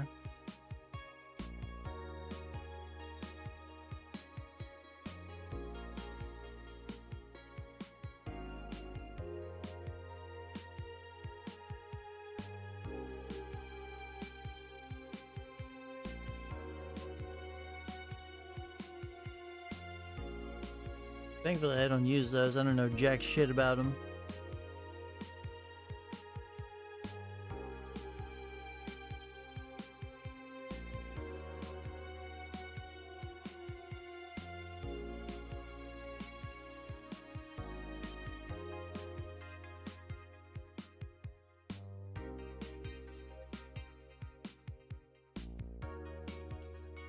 Just another with getting matches and then unmatching before we can even have a conversation. Oh yeah, the oops. I misswiped. I swiped the wrong way. Oops. Sorry.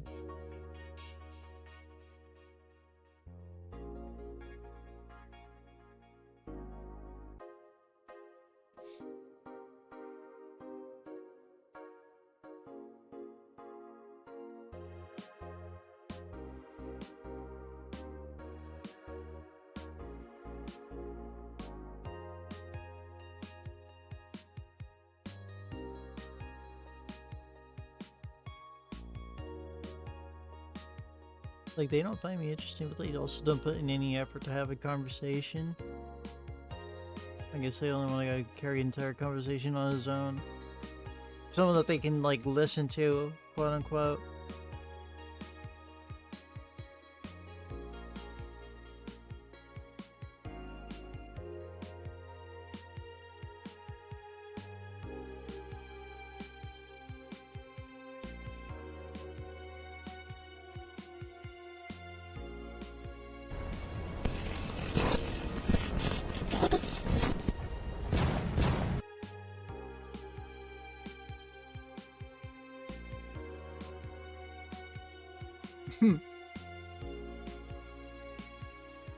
This shit will turn your pacemaker off. I should probably get rid of that one. It's been too long. The dude's not even in office anymore. I only have that because he's in office.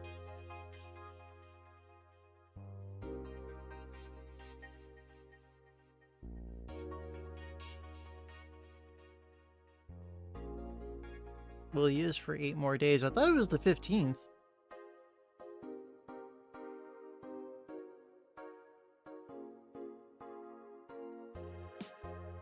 Let me see here.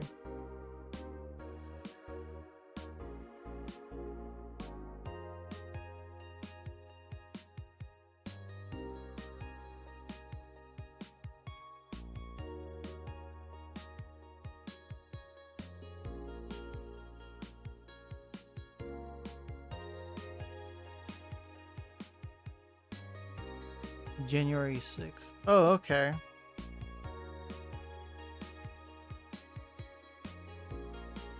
Okay. I had no idea. I always thought it was like the 15th, so that they always had like, you know, like a fucking a 2-week get the fuck out of my house period.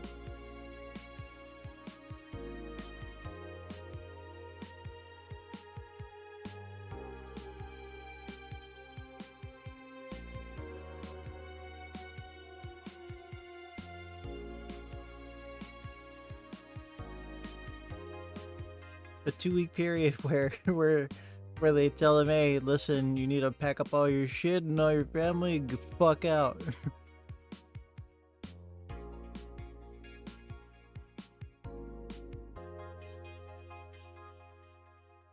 I mean, I'm sure they are moved out already, but technically he's still president until the 6th. That's true, yeah. They could have already done it in time. I could have sworn it was like more in the middle of the month, but if it's like I guess the first Monday or whatever, I guess.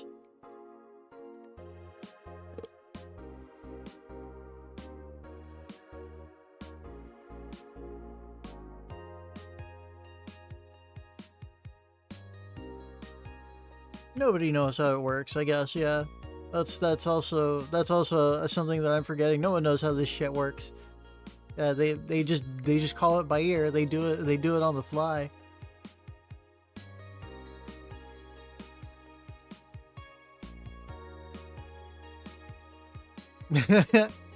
Well, you don't have to. But anyway.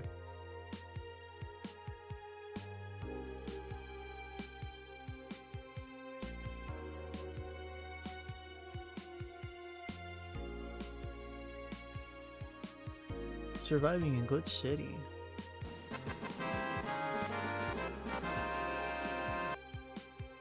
Unless I'm mistaken, my grandpa lived here before they turned it into Glitch City. Whoa, wait a minute, this was another city? This was someplace else? 40,000 channel points. Well, I mean, it's not like any of these rewards are gonna go anywhere. Maybe, I think the only one that's probably gonna go anywhere is like the pacemaker one. I don't know. I've been thinking about changing all of them for a while. I just don't know to what.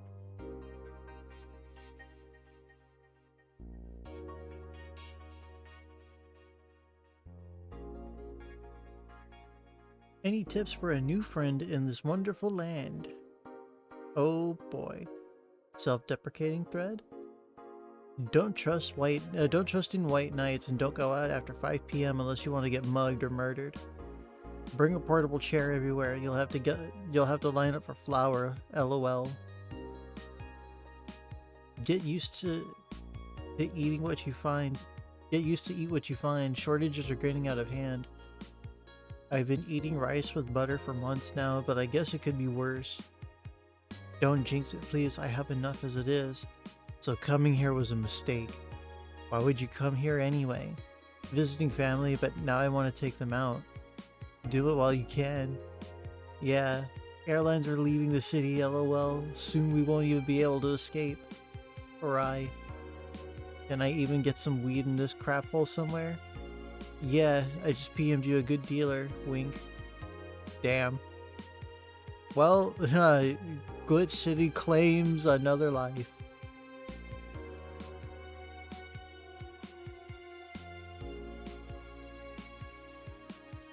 Oh, I barely ever use channel redeems until I have like more than I can ever spend.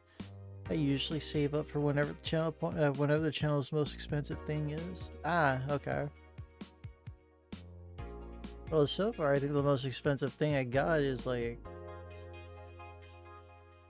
yeah, just long locks. That used to be way more. And then I became lenient.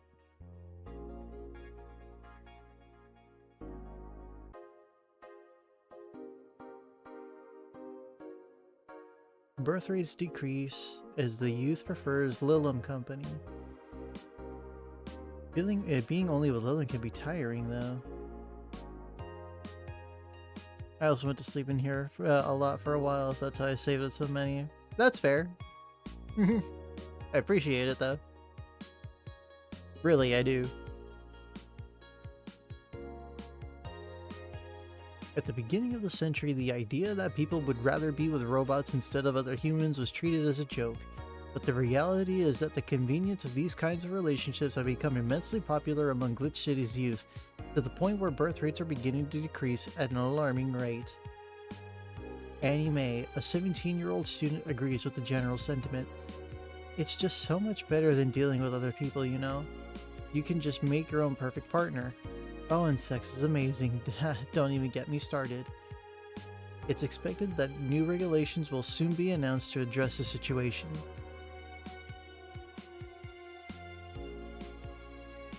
Wearing socks with sandals in public is now a crime.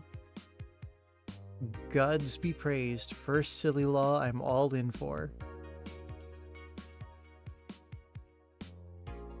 I like to say we have the freedom to wear whatever we like in the streets of Glitch City so long as we adhere to decency rules. However, that's about to change. Glitch City's Department of Public Decency has declared that wearing socks and sandals together is a punishable crime. If convicted, the guilty face 3 days in jail as punishment for using that abominable combo. But what do you think? Should we wear whatever we want? Or should the fashion police of high society decide for you? Whatever the case, I think I'll simply stick to the right side of the battle. Goodbye, socks and sandals.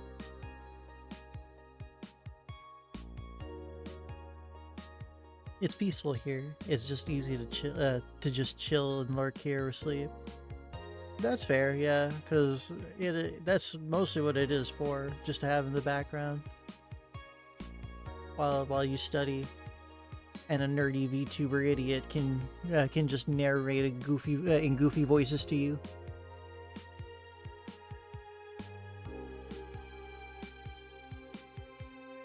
BTC closing for 40% of its bars in Glitch City. The British Trademark Council is facing some economic troubles in Glitch City, and it looks like they're on their way out. Blaming rising inflation rates and a weak currency, the BTC has given the order to disband almost half of its recreational businesses in the city. We can't keep doing business like this. Glitch City has a negative impact in our earnings and we can't continue in the red, a PR representative told the Augmented Eye. Prime Minister Quincy, on the other hand, thinks the BTC is just too greedy. They already make a lot of money already, and now they're crying because they can't have more? Give me a break.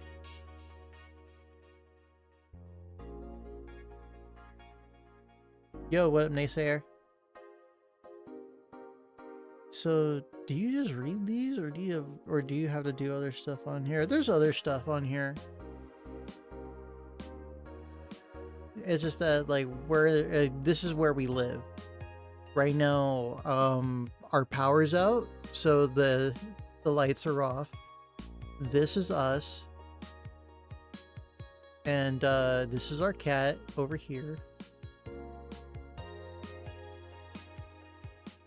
So, I didn't have enough. I was short by like maybe $300 to $400 on my light bill. So I have to live in darkness until the 15th. In game, January 15th. We are in December. And what we do is we are a bartender at a BTC bar coded VA-11 Hall A. But that's a mouthful, so we call it Valhalla. As in the name of this game.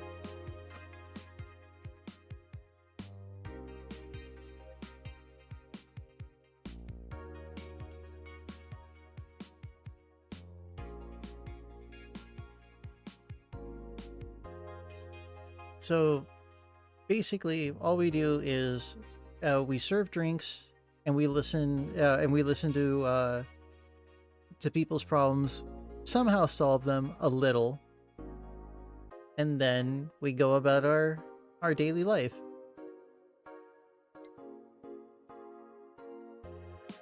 Oh yeah, this late to the party, augmented eye. Now, let go to work. Got gold 2 with Geef last night? Fuck yeah, let's go. It's funny because it's actually December 29th today. I know, right?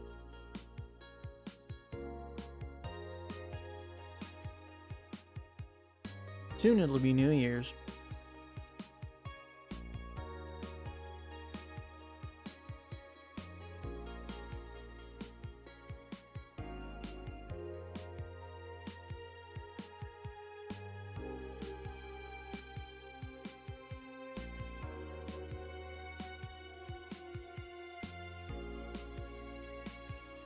For sure, we'll be here.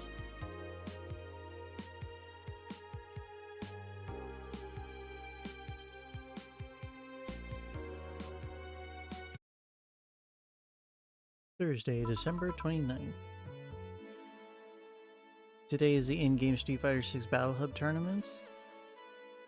Oh shit, that's right.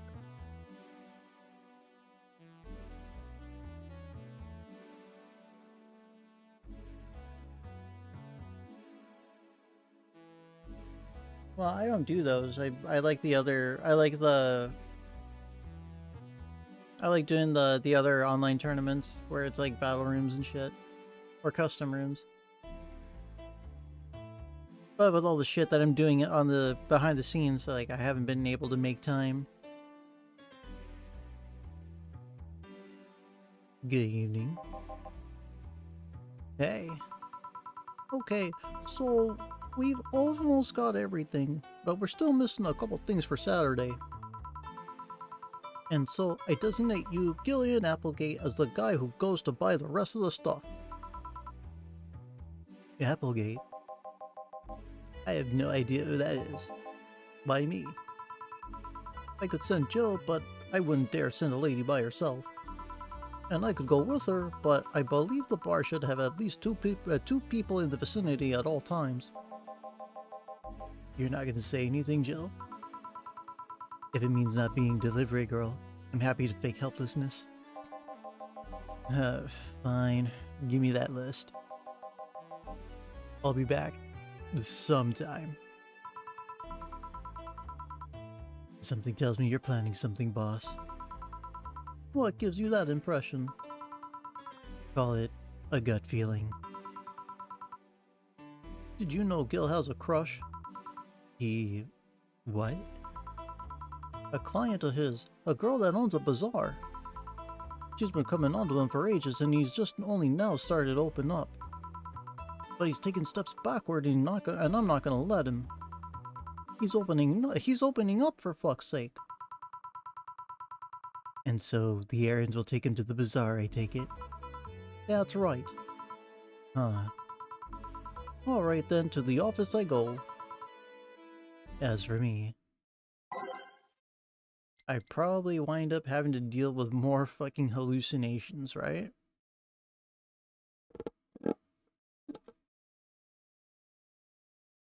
That was a straw.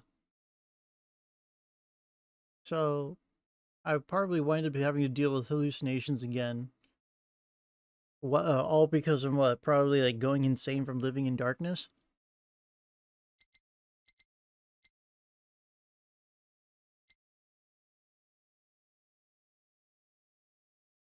I think I'll leave the jukebox the way it is.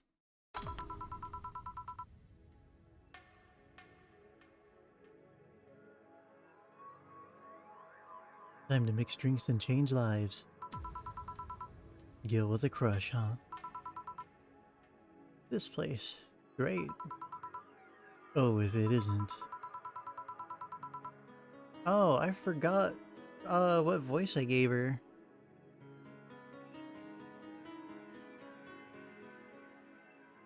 Also, what up, Dark Sky? I see you.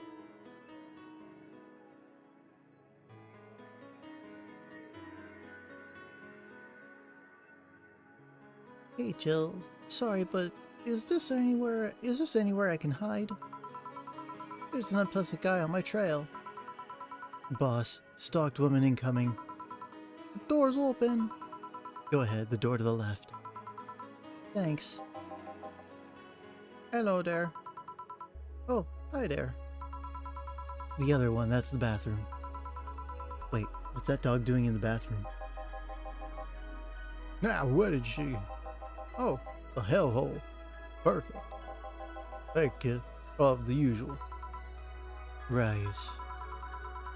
Huh, he remembered me after 2 weeks. Mr. Donovan's usual drink.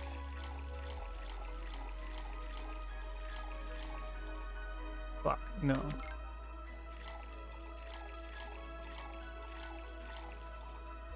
And then...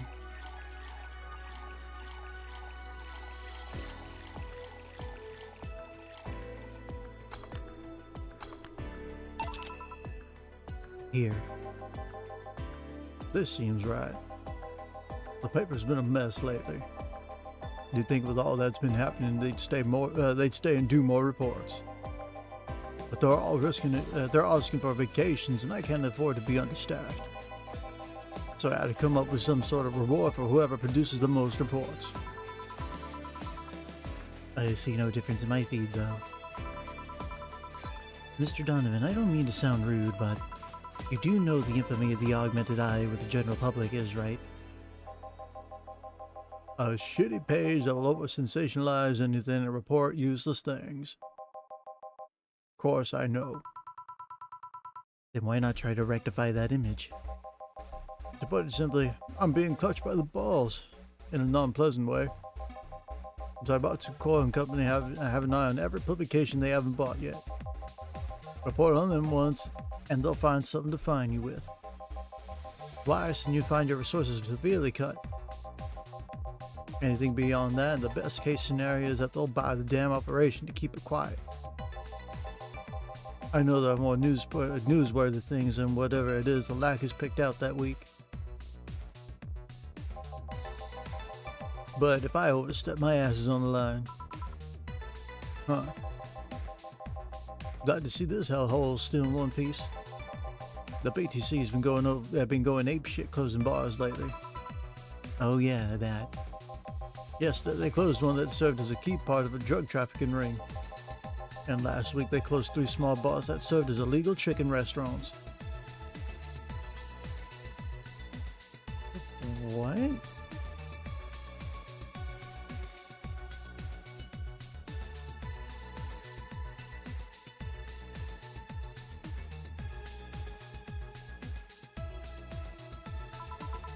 Huh. Not to mention, there are like 100 people have BTC certificates but never use them. Instead, they keep those credentials around to stop police from raiding their homes or warehouses. I don't know about you, but it's obvious to me that some restriction will begin at the BTC after this whole thing. Man, shit ran deeper than I thought. And no news outlet talks about that. Alright, kid, let's try Moonblast now. Come again? Hey, even I have to break the routine from time to time. A Moonblast. That's a new one for him. So is this like cyberpunk copy talk? A bit, except I serve alcohol.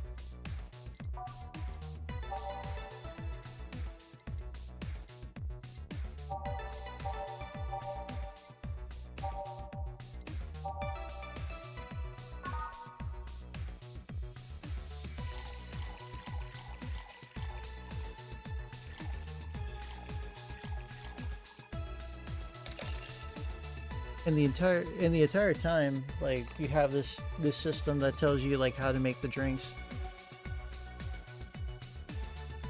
6112 ice blend. I said blend.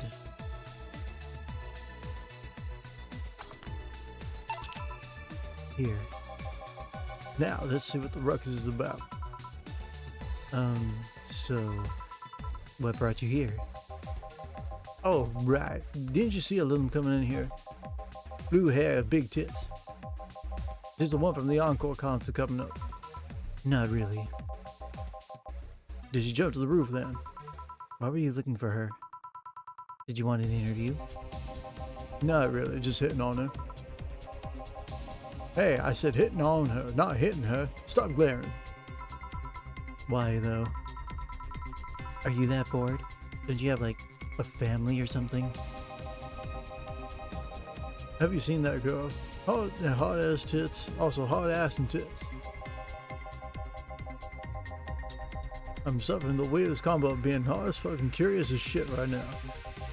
I want to know just how detailed those King Class CH1A models are, personally. And so you followed her.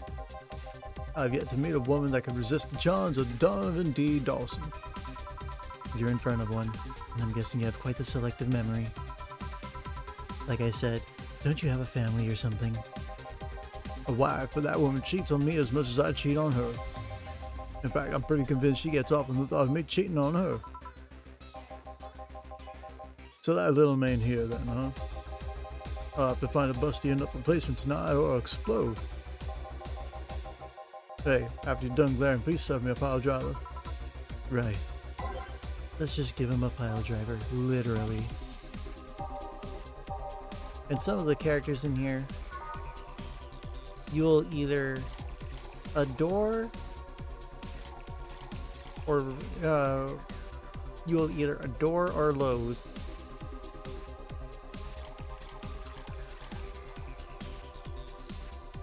3, 3, 4.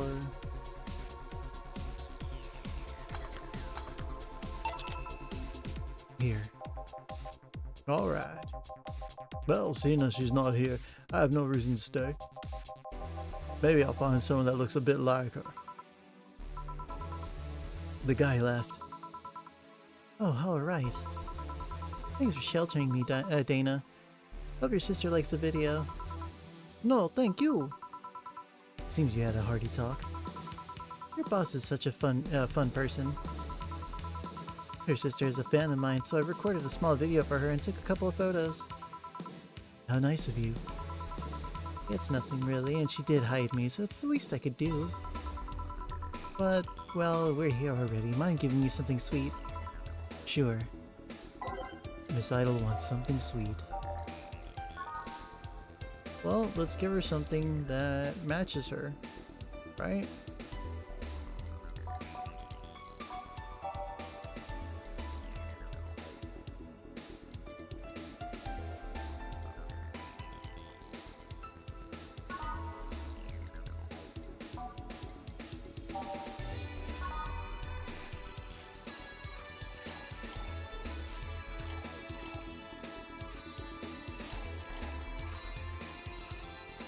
Alright, 4, 1, optional. Not optional, she really just had to fucking deal with that.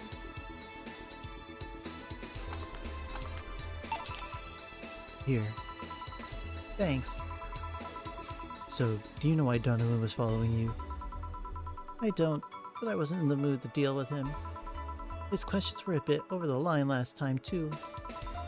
Not the worst I've dealt with, but I just didn't want to humor him. I see. Seems like he was just trying to come on to you. You don't say. Well, not like you'd have a chance anyways. I'm not into older guys and I'm already committed to a relationship. Wait, you are? It's not common knowledge, and the ones that I hear try to dismiss it as rumors, but I've been in a relationship with my producer for a while now. Really? We were both single, and that kind of stuff is bound to happen when you spend so much time together. But it all started when he read an entry I made in my blog about wanting to experience love and the like. He offered to help with that after he read it, And I thought, sure, why not? I already knew him well enough and it wouldn't hurt to try. How nice. He's a stick in the mud when planning his due, but he's a sweetheart otherwise. I see. Hey, can you really walk so calmly? These streets aren't exactly safe. Really? I haven't faced any issues lately. Sure, they've tried to mug me once or twice, but it's no big deal. No big deal. Every time someone tries to mug me, someone pops out of somewhere and stops it. Makes me feel like I'm always protected. Those are some hardcore stalkers. I guess the fact that she ran away from Donovan even after all that says something. Hey, this will sound familiar, but do you have anything like tea? Let me see.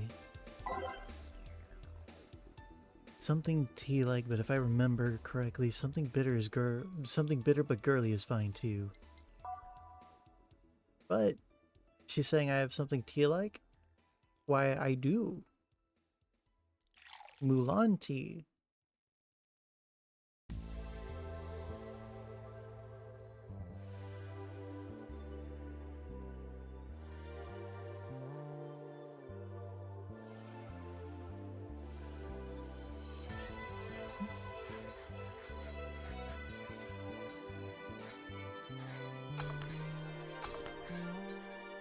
Success. And just swirl it around in the thing like once or twice. It'll be fine. Here. Perfect. Hey, you're a King Class CH-1A, right? That I am. May I ask you something about your model? Sure. Are there any differences between you and a DFC-72? We both serve the same purpose, but DFC-72s have the port on their heads, which makes them more versatile. My line lacks that, or the resilience of DT-01Ds, but we're a tad more polished elsewhere. More specifically, our voice simulators are more advanced and our movements are smoother. A trade-off of functionality and power for appearance, you could say. I see. So, anything new for this concert? Well, it is an encore, so we're trying to make it the same for those that couldn't go to the first one. But we always try to spice it up, like maybe with a surprise song or something. There was this one time I sang a cover of a song by B-Link. Of course, in return, they sang Your Love is a Drug. So you know the B-Link girls. Really nice kids. You'd be surprised how different they are from their onstage personas. Really. Susan, for example, can be real childish at times. She also laughs a lot, and loudly at that. Meanwhile, Lena is a party girl though, through and through. If they're not on tour, she spends her time partying like crazy. Huh. Hard to believe. I mean, their images of that of stoic girls with little expression. Almost like living Victorian dolls or something. Well, they wanted to pop out in the public. They once told me, if we want people to notice us, we have to break the cutesy idol concept. And so they took the opposite route by becoming cool beauties with melancholic songs. I wouldn't say they went the opposite way. The opposite of cutesy idols would be unkempt, tone-deaf girls spewing vitriol and hate.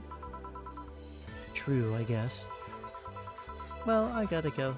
Let's have a Sparkle Star first. Alright. Sparkle Star from Miss Idol.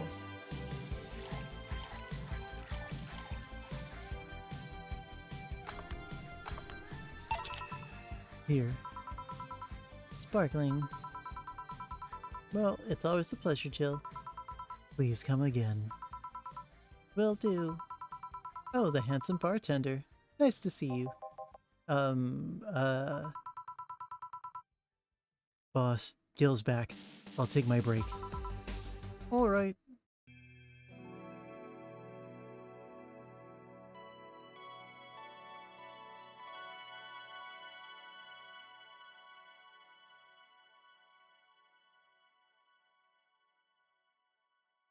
And save here.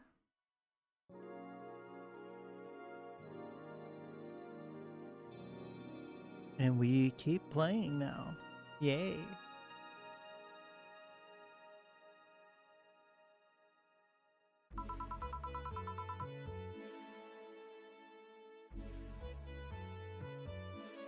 Note to self, buy oil for that door.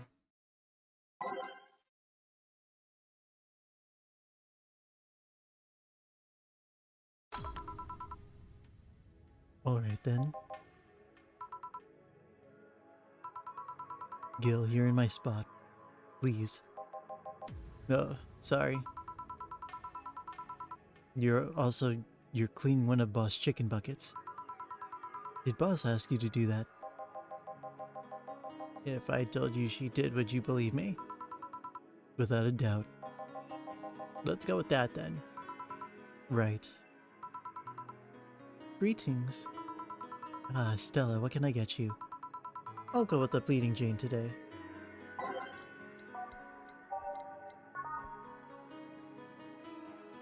One, two, three, 1, 2, 3. 1 Bronson, yeah. Okay, so 1 yellow, 3 blue, 3 green. Blend.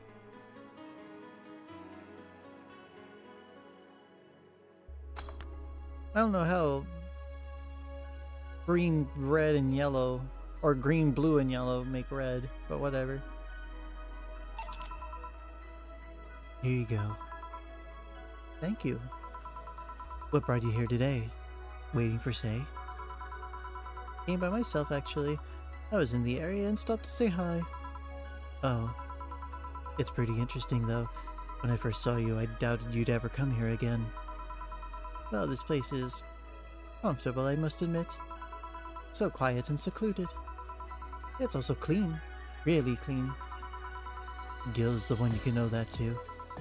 The guy takes pride in how clean he keeps things around here.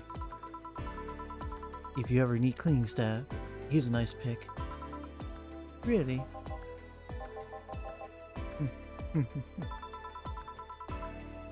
He's a bit out of it today, though. I see. Hey, Jill, have you heard of the new gold rush in the city? Gold rush. Everyone is paying small fortunes to get their hands on pieces of white knight suits. I think I heard or read something about that, but I'm having doubts, so probably not. In any case, how is it a gold rush? Well, the tech behind the suits was always safely guarded, but after the event at the bank... Sorry. After the event at the bank, the suits were remotely shut down, bricking many of them in the process. Many units dropped their armor right there and fled when the lynchings went on. Any white knight still stuck in their suit had to take the armor off manually to run away. It all happened in the middle of the lynching, so they'd be sitting ducks if they didn't. Some weren't that lucky. They got beaten up while they weren't able to move. So between the suits becoming glorified paperweights and many white knights going on the run, there ended up being a lot of junk lying around. But the whole scientific community is rejoicing. They're on a race to reverse engineer the suits and take as much technology as possible from them. And of course, even single pieces of the armor fetch a high price these days. Could anyone see profit from that research to justify those expenses? It's new tech, a whole new field ripe with patents just open for many. So I'd say yes. Huh. I mean, the BTC is literally a conglomerate built upon patents and trademarks. I can see how. There is one weird case, though.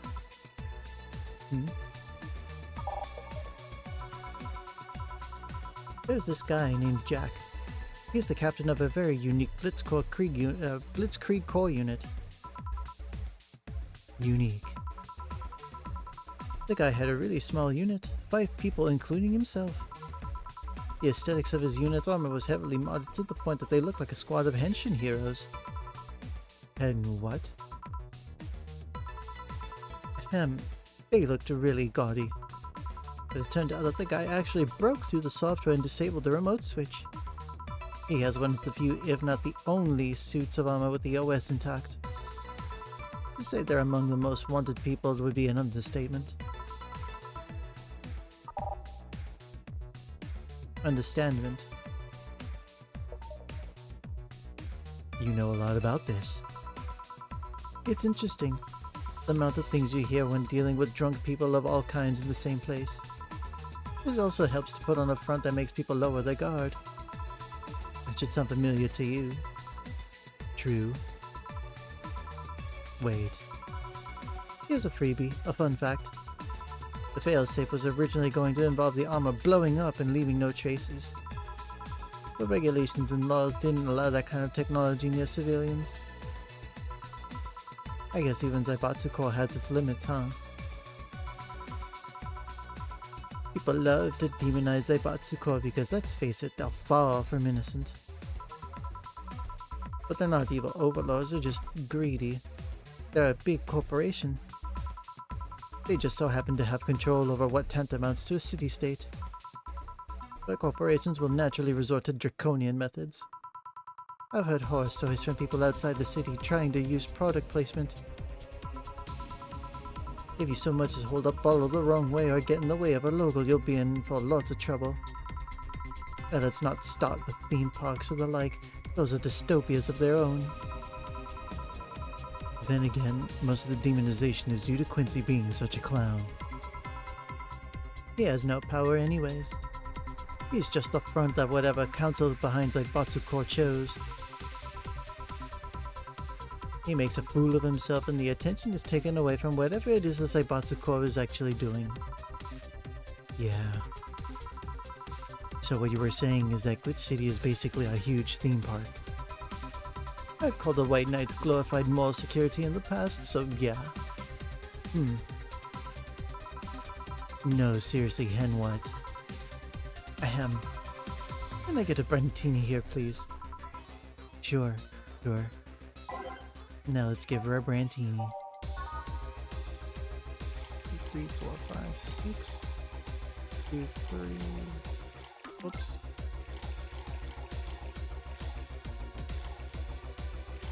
2, 1. Huge mix. Here. Thanks. So I take it you're in a good mood today. Does it show? A bit. Yeah, well, I managed to nab a couple of tickets for the Kid and Mickey concert. Nice. Oh, right. As it turns out, she was just here. Again? I'm sorry. Again. Can't believe I just missed her. I was surprised too. I was more surprised she remembered my name, though. And like, last time she was quite the graceful client. Man, so those rumors about her being really nice in person were actually true. Amazing. I mean, you always want the famous people to be nice in real life. But having such backing to that claim, to hear that she's so nice to everyone.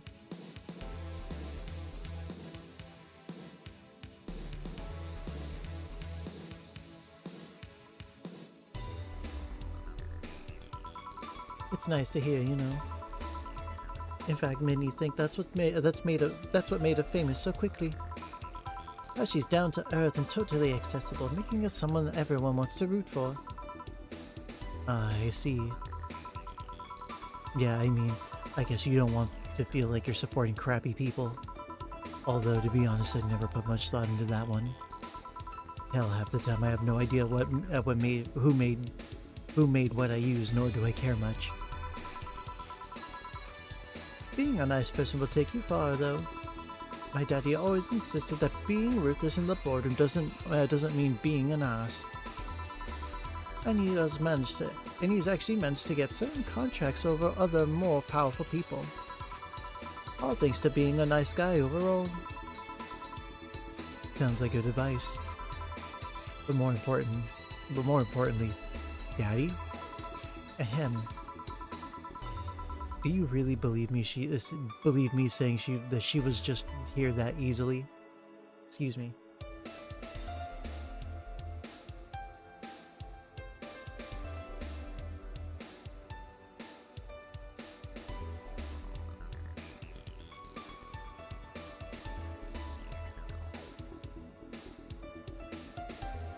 Do you really believe me saying she was here just that easily?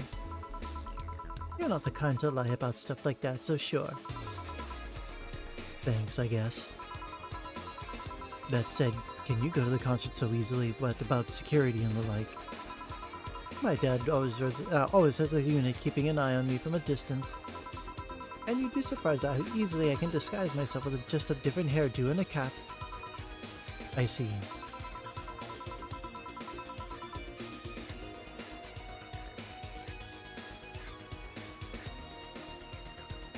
Just...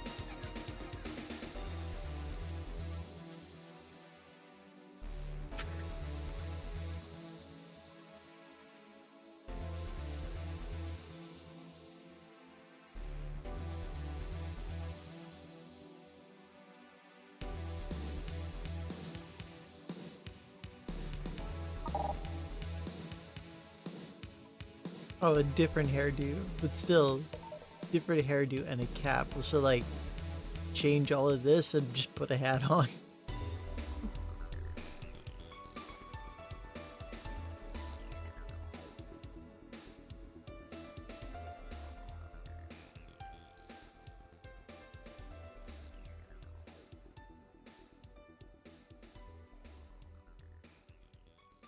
I'm trying to picture her with like a trucker hat.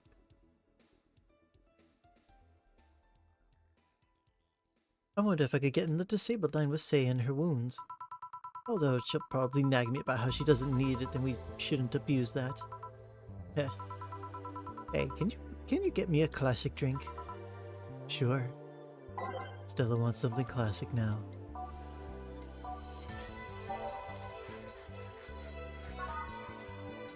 Bubbly, classic, although bland. How much is a beer? Oh, never mind. Beer's like 200 bucks. Fuck that frothy water bullshit.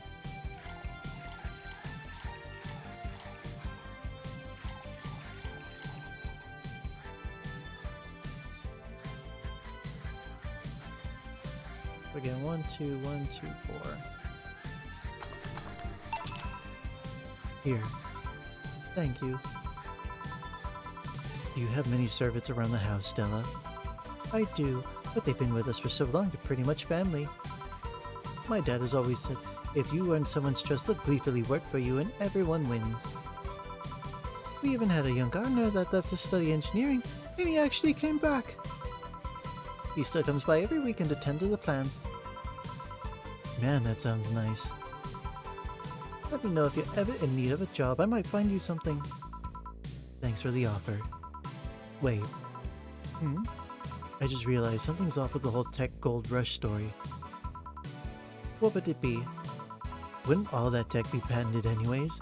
I get trying to crack it in the first place, but that would be true if the tech was patented in the first place.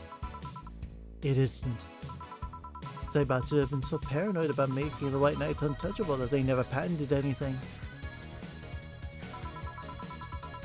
A patent would be in the database that someone could hack and retrieve valuable info from. Not to mention they've been using tech from other companies without any authorization.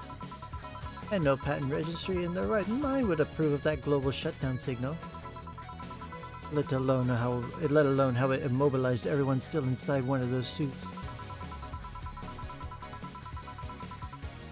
So, the ones that were upholding the law did so using suits that are by all means illegal. The irony runs deep, wouldn't you say? Why do it though? When you have so much money, you start thinking you can screw around with the rules. All that power makes you think you're above every law there is. And this city is what happens when those with money start making the rules. I'm curious though. Have you ever covered up any fuck-ups using money? I think we've all done things we're not too proud of at some point in our lives. Well, Jill, I got to go. Always a pleasure. Please come again.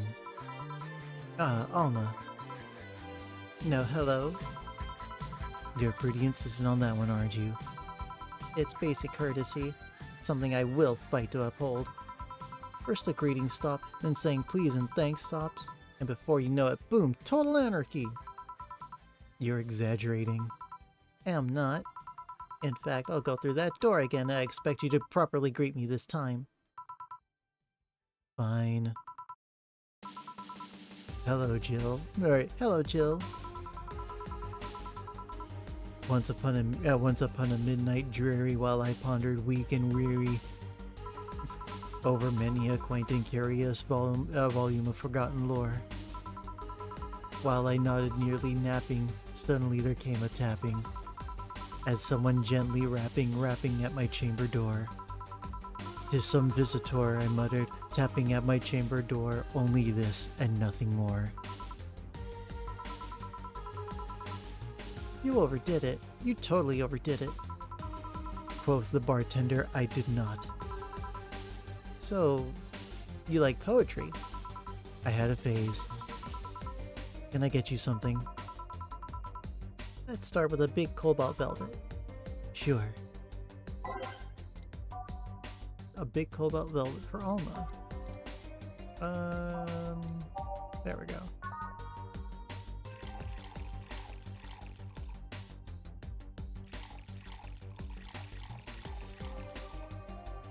Four.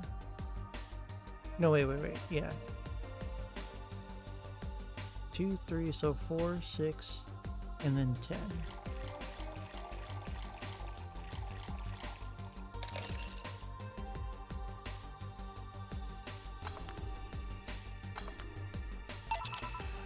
Here. Thanks. Oh yeah, there's something I've been wondering about for a while. Does the name Shadow Master 69's Chronicles ring any bells? Wow, you went pale. No, that name doesn't ring any bells. May 22nd, the date my daily card readings told me that I'd meet great change thanks to an old man. My biology teacher told me that I had been picked for an inter-school contest with my latest essay. I just knew a scientific theory on the idea of auras was as revolutionary as I thought. Soon I'll bring the world into the occult science singularity. Oh my god, I can't read.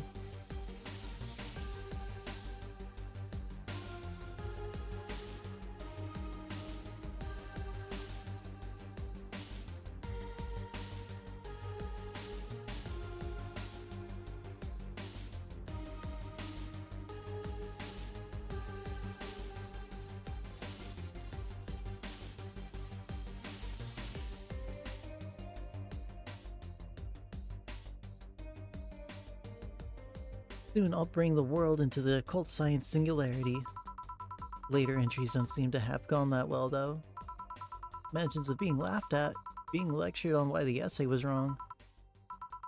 Gil? I made sure to delete that blog. No evidence should be left. I can think of at least 6 different sources off the top of my head that have all that stuff archived. Why? Sheesh, relax, it's not that bad. What do you mean it's not that bad? Don't you realize how embarrassing it all is? We've all been young, Jill. Relax. It's not like you're still young, though. You're still like that nowadays. That would have been embarrassing.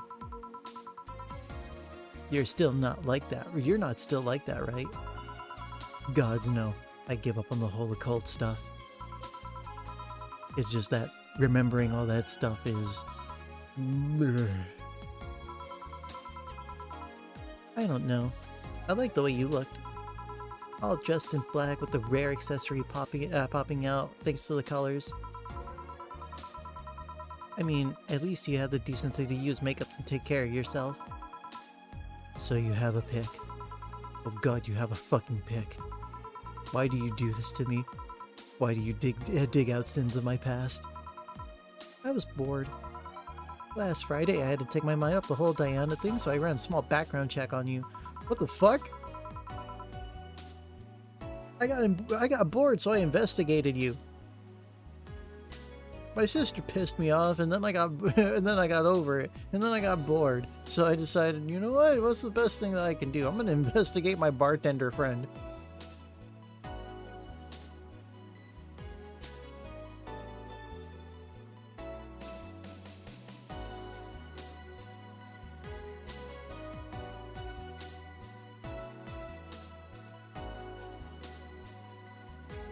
Simple stuff. I'm just checking past internet activity. Please don't run background checks like that. I just used the search engine, you know. I didn't request documents or anything. What led you to the page? You do realize your main mail account everywhere is still the one you used back then, right? Like I said, relax. You were obsessed with occultism. I wanted to kiss all the boys. And I kind of almost accomplished that in middle school, which still sort of haunts me today. Never underestimate the lengths old classmates will go to track you down. Especially if they think you're still the girl that kissed them for fun and they're lonely to boot. We all have things we're not too proud of as adults. Now I know how criminals feel when evidence is used against them. I have to ask though, why the 69? It was supposed to be 6'9", not 69, like in reference to both the lovers and the hermit. I was convinced it meant wise choices. Jill, there's nobody that would read that as 6'9". I was 12 at the time. Even at 12, I fucking knew what the 69 was. Just how innocent were you back then? You have no idea. Oh well, it's sweetened things up. I'll have a sugar rush. Sure. A sugar rush. Are they trendy now or something?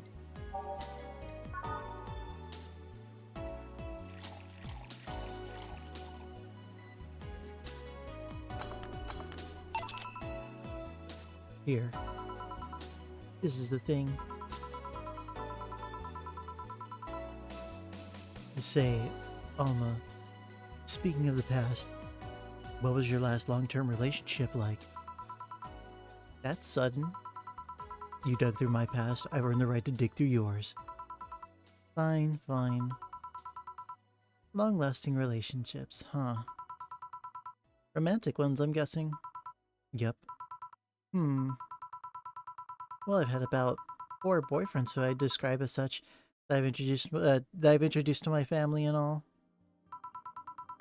The first one was in high school. I broke up with him because he cheated on me. I remember the other girl trying to pick a fight and me just saying, keep the fucker. The second one was during my freshman year. I broke up with him after he thought it'd be funny to punch me in the arm. He starts a friendly hit and before you know it. Anyways. The other guy I met shortly after I dropped out. He was interested in marriage, but he wanted to get married only after half a year or so knowing him. And then there's Richard. Who? I spent almost 4 years with him. We got along pretty well. We had awesome chemistry. I truly loved him. But as time went on, there was a rift that started separating us. He just didn't like my family. He didn't. Moreover, he wasn't a family person. He distanced himself from his own, and voiced that he didn't want kids. There was a part of me that wanted to believe, even if just for a little bit, that maybe he'd change his mind. But as much as I loved him, that one detail brought a growing gap between us. At one point, I just had to break up with him. But I'm not here to depress you. Bring me a beer, will ya? Sure. Let's get her a beer.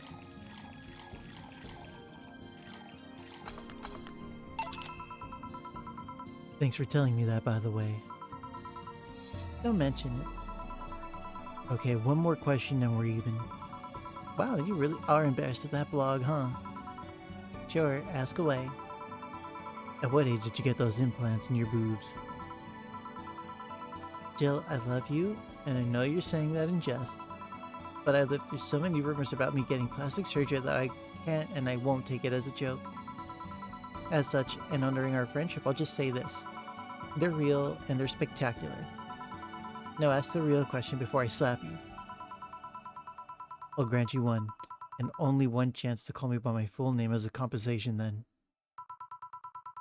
I gladly take your offer. It's funny that you mentioned slapping because my real question was, why did you get your hands chopped? Chopped. Well, there's a couple of reasons. The first is that I spend lots of time typing, and these replacements help me avoid carpal tunnel syndrome. Oh. And there's other utilities, like how I can interface with many devices. For example, there's a tiny computer embedded in my eyeglasses. If I move my index finger, it acts like a computer's cursor. There's lots more, but there's small things that don't sound that impressive when I say it out loud. How did your family take the operation? They took it well enough, except for my mom. She freaked out for months. She even went to the hospital to ask for my hands. Don't you miss them? Sometimes, but during emotional moments. Just during emotional moments. But as luck would have it, someone else has them. Shortly before my operation, there was an accident on the highway. One of the victims was this young lady whose right hand got completely crushed. I told him to check if we were compatible and all that. I mean, implants are not everyone's first choice if they can get a natural replacement. A bit of cosmetic treatment and it should pass off his original hand, no problem. Last I heard, we were compatible and the family agreed to the donation. I don't know what became of her, but I hope she's fine. And you didn't tell your mom about that? I didn't want her pestering the poor girl. So, are we cool now? Are we even now? Are we? You were pretty pissed about my comment regarding your boobs. Again, I'm sorry, it sounded a lot less rude in my head.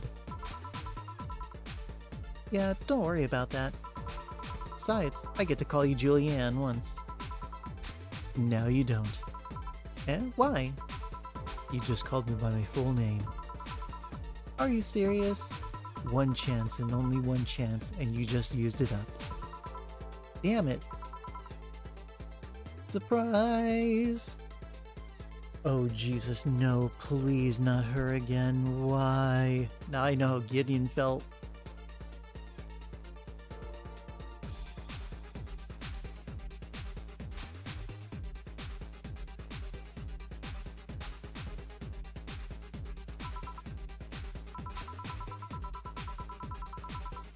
Hey Elma, this might be a weird tangent, but do you believe in ghosts?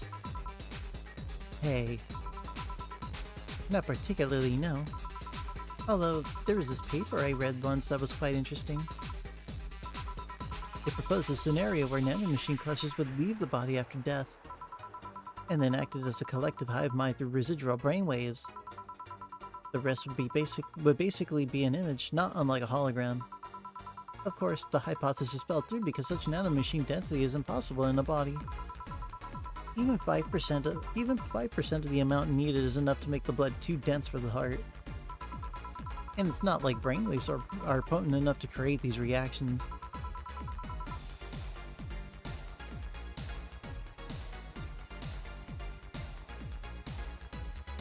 Still an interesting read, though. I see.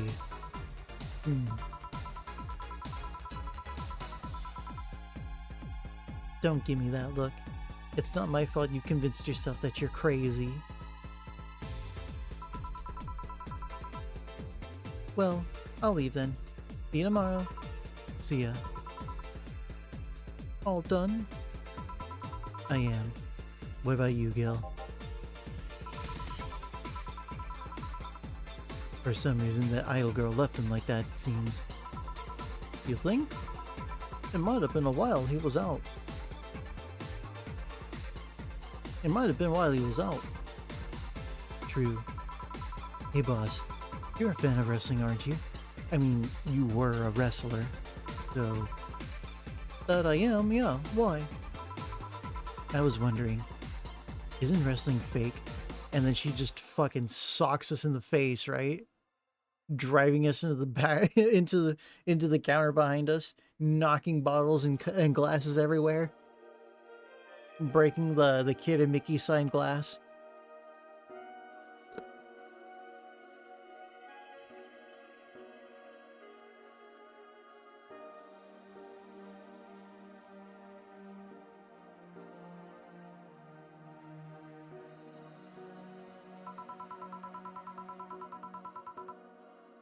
Aren't twin tails for little girls and tweens with 8th grade syndrome? Oh my god, that's so fucked up.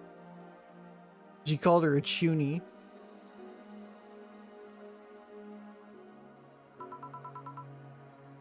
Eighth grade what? When you get down to it, wrestling is as real as a soap opera. I mean, you don't really expect a legal lawsuit to be fixed in a ring, right? Sure, in my ideal world, you would solve legal problems through good old wrestling, but... Ahem. No, seriously, 8th grade what? But you don't go around calling soap operas fake. It's a show. It just so happens to use fights as an expression. You might as well see it as a unique form of theater. Besides, considering the injuries many wrestlers suffer, it's not all fake. Huh. I didn't think about it that way. Sadly, I won't stand for anyone bad-mouthing wrestling. So now I have to go and break Gil's back to make you humble.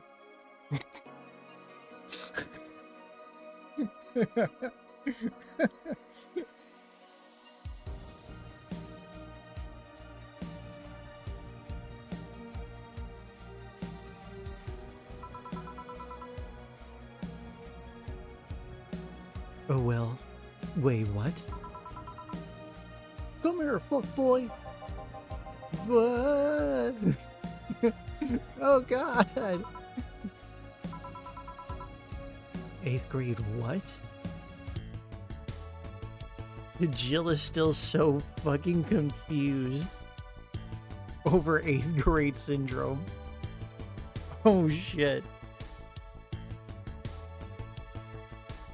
Dana is so fucking hilariously mean. I love it. Alright, today's payment $10.32, tips $12.50, flawless bonus service $500. I made $3,000. Let's go. Who'd have thought we'd get a bona fide idol in the bar?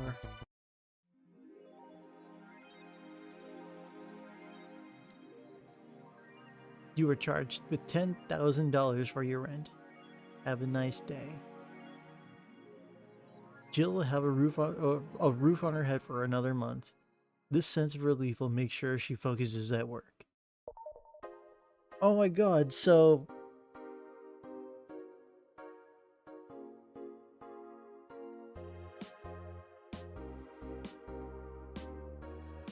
I have to try and do a run where I manage to keep the power on, but I also lose the house.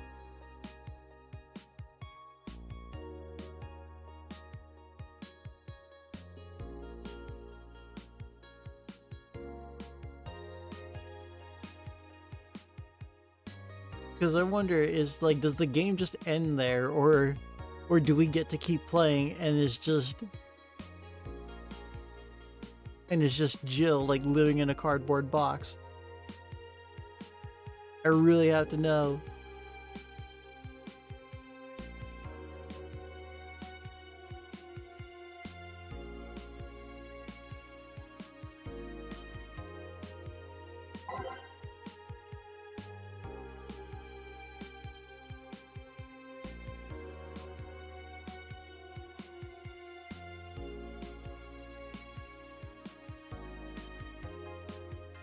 I'll save over day 12 because at least day 11 is pretty far back enough.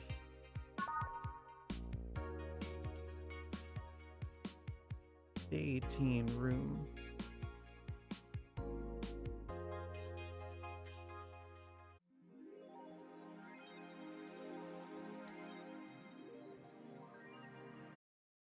Okay.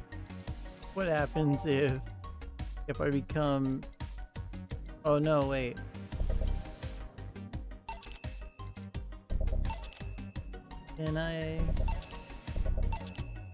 Can I even spend enough?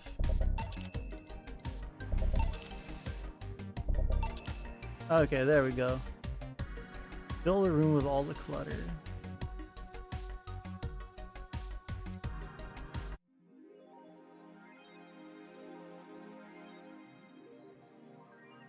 Oh fuck, there's all of this shit everywhere.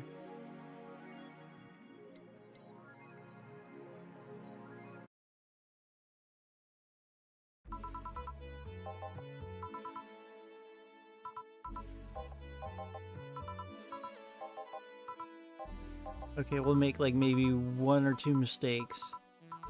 Because I think we can still make enough to make rent.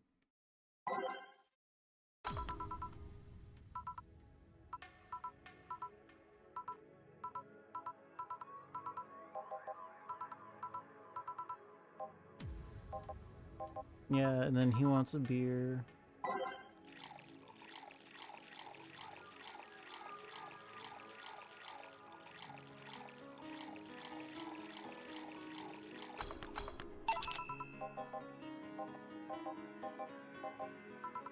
Yeah, this seems right.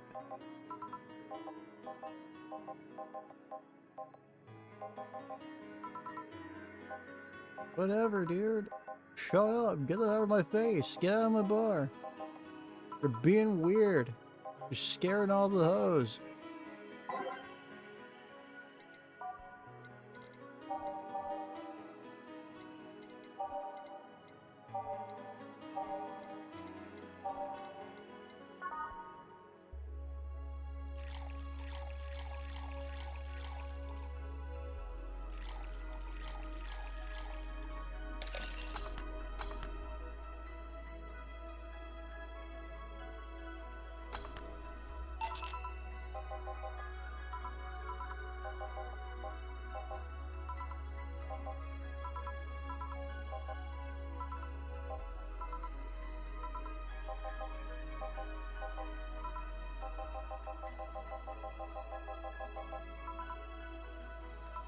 Oh yeah, that's right. I have to skip through all of that hallucinatory session after she takes her break.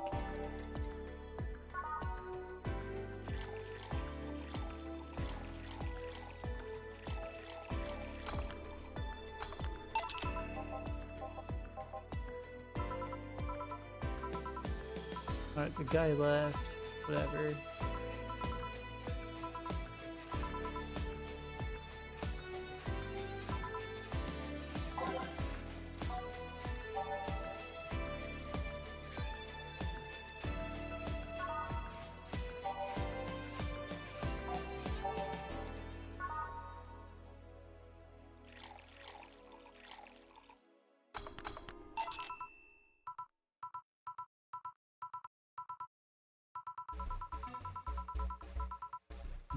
Dude asks like pervasive questions.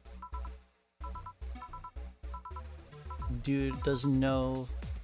Dude has no chill. And sure enough, she's cool enough to have stalkers that will just defend her from muggers. Something tea light, but something bitter and girly is fine too. So all of this is 500. But something bitter and girly is fine. No, not sour. Here we go. Sunshine Cloud for less money.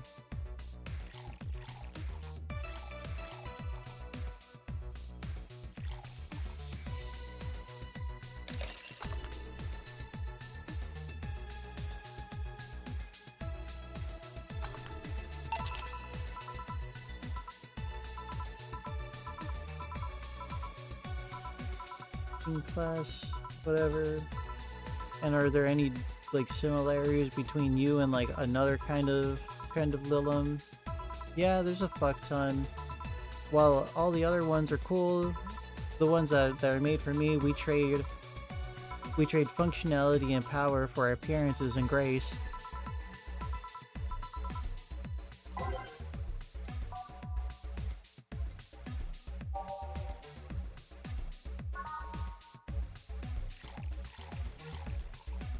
Not just appearances and grace, but our voice emulation is a lot smoother, a lot more advanced.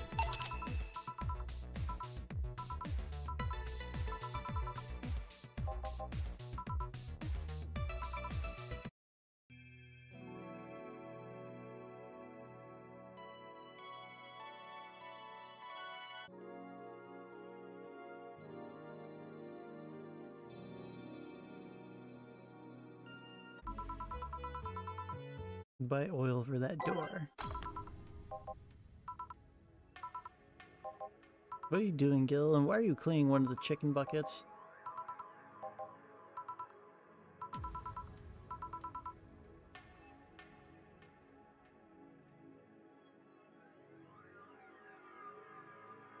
Now that I think about it, what would be hilarious?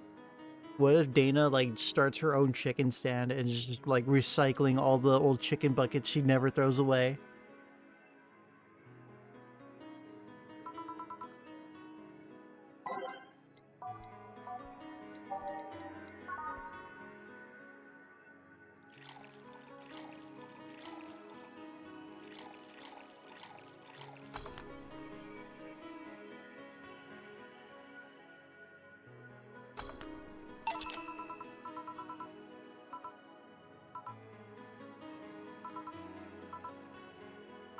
When I first saw you... Wait, what did she say? When I first saw you, what? Yeah, I doubted Stella would ever come back here, and Stella goes, well, it's kind of actually comfortable. Quiet, secluded, sort of isolated. But it's really, really clean, too. Well, you see, Gil cleans everything around here, and he's a master of the custodial arts.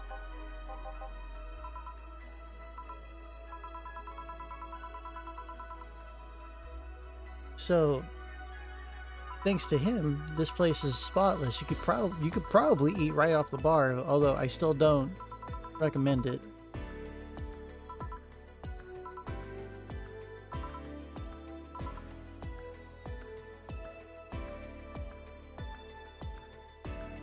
Man, we changed it off my wrestling. Oh, and then this is where we find out Zaibatsu Core, what? Was it Zaibatsu Core?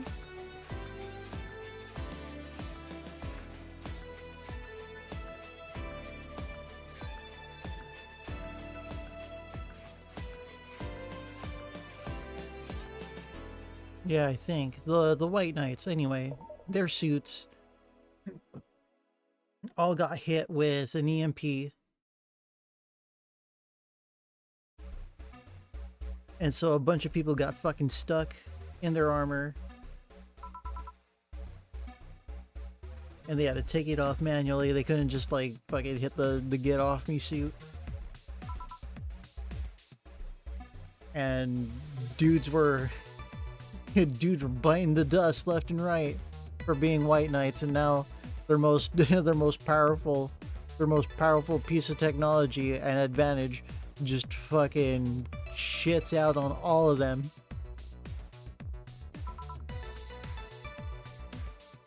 So while some didn't make it, some got the shit beat out of them as they got out.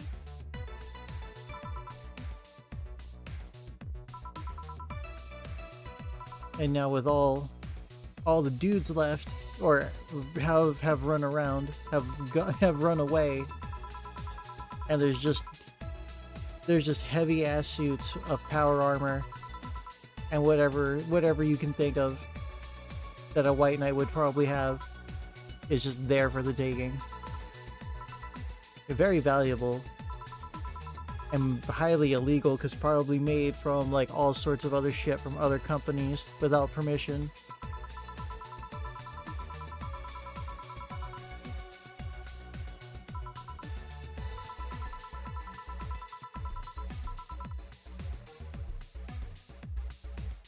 And then one guy has an armor and they look like Power Rangers. Yeah, there's one guy who runs a squad. They all look like Power Rangers. And he's probably one of the only, if not the only, suit user to be immune to the remote switch and with its operating system intact. So if someone gets their hands on that piece of armor, they can actually restore all of the broken armor.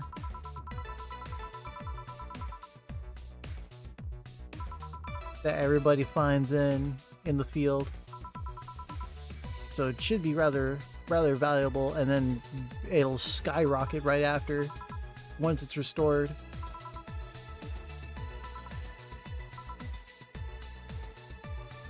Failsafe was originally going to involve the armor blowing up and leaving no traces. Oh, so they were going to sacrifice everything, including the knowledge of the dude. So that sucks. Imagine like your fucking power armor gets to like 1%, beep beep beep, boom, like oh shit, like okay, well what the fuck.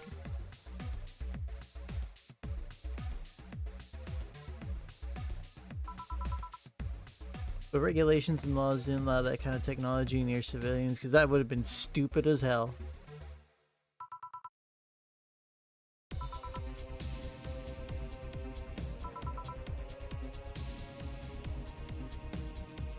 And then she's saying that they're not evil, they're just greedy, they're just dumb, they're stupid. Just a big corpo. And they just so happen to have control over what is a city-state that is Glitch City. Started from and built off of another town, I guess.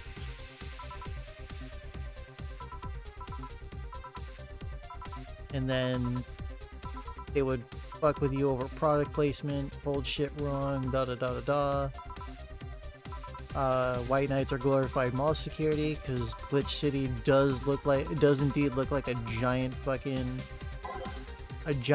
theme park.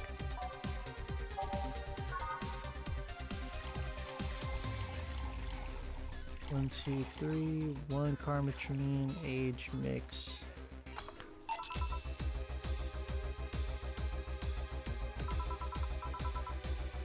So I take it you're in a good mood. Does it show? She got tickets. Can't believe just missed her. Just like last time, she was a graceful client.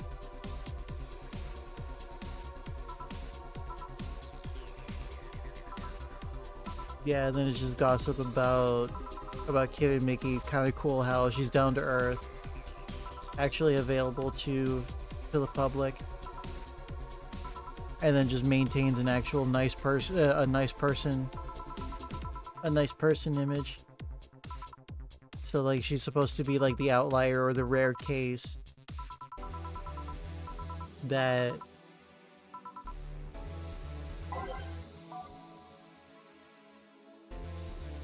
what you see really is what you get.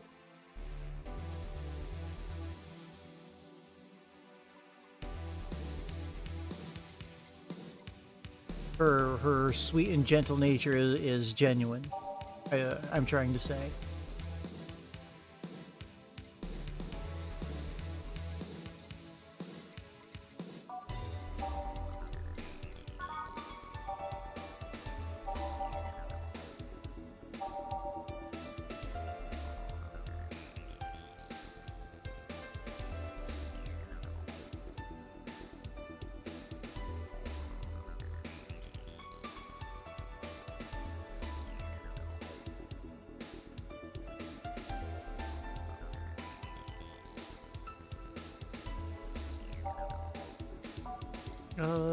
Shit. Classic. Yeah, this one.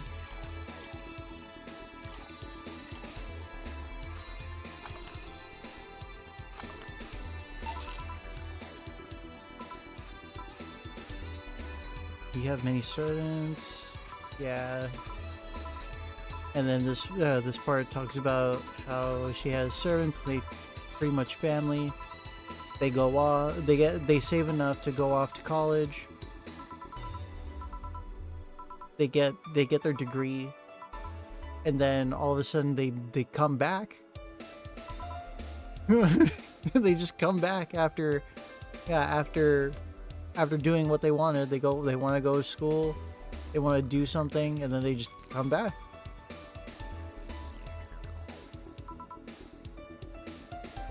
And then now talking about Zaibatsu Core, how pretty much anybody with enough money can just start making the fucking rules. In the city is what happens when when those with money, yeah, when those with money start making rules. Now they're all above the law and shit because they wrote them all.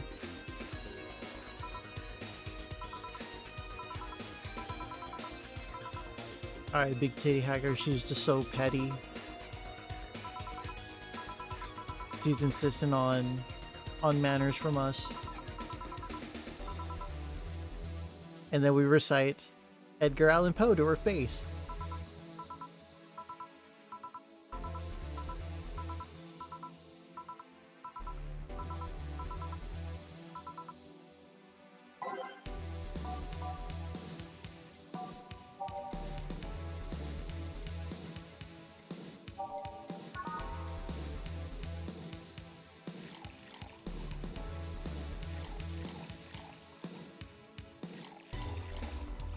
I realized I should have probably spent more in the phone app for the apartment, so that way I could guarantee like I'd be down enough. I'd be behind enough. Roxy. Sure, let's go with this. Oh right, I fucked up. She wanted a big one. Oops. Ah, well that doesn't matter. Okay, then we get berated on our internet past. This is fucked up. Technically, this is bullying.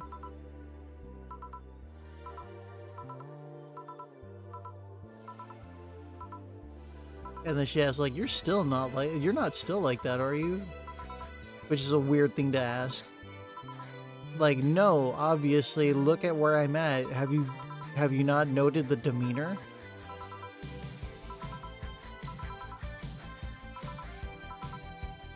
And then there's still a picture of us. And her fight with her sister led her to just investigate us out of nowhere. And then letting us know that our main mail account everywhere is still the one we used back then.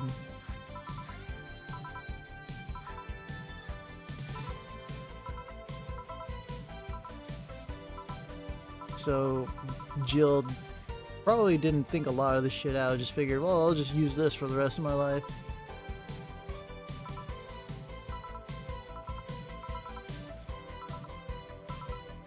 Alright, Sugar Rush.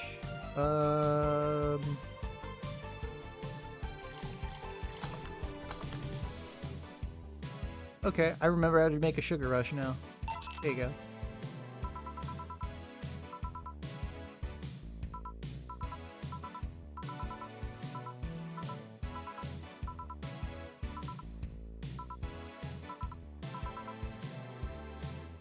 Oh yeah, and then we go through her dating history. We broke up with a guy because he hit her once, even as a quote unquote joke.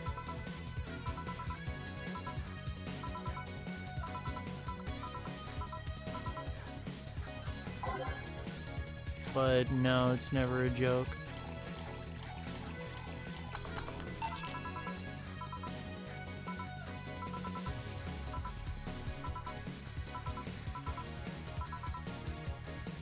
And then we start talking about our boobs, and it pisses her off. We offer her a chance for her to call us by our full name. We asked her about her hands, why she chopped them off.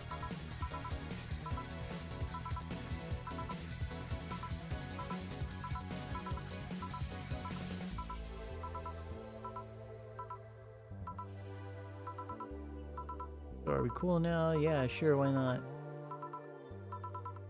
Oh, and then she slips and uses up her chance right away. I get one chance to call you Julianne. Oh, yep, there you go. And there it goes. And then we get visited by the ghost of Anna. Or, well, whoever this is.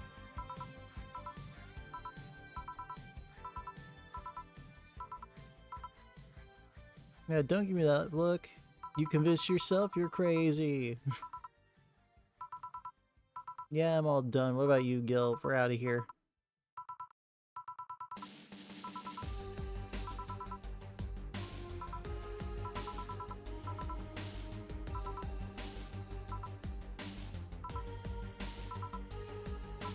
There's the 8th grade what? She calls us a chuny because she doesn't like. She's just like what's his name?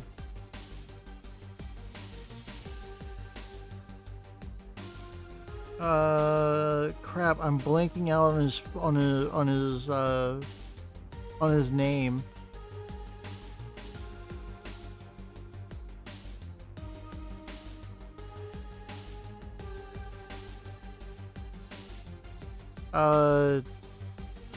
Dr. Death Steve Williams, I think that was his full name? Shit. Fuck, I gotta look this up now. Hang on.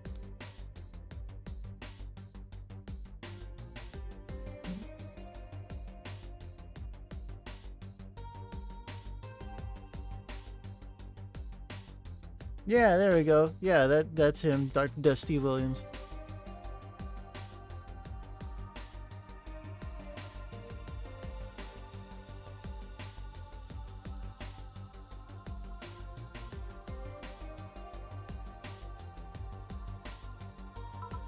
Where he fucking slapped the shit out of John Stossel, altered his hearing for the rest of his life, gave him a concussion.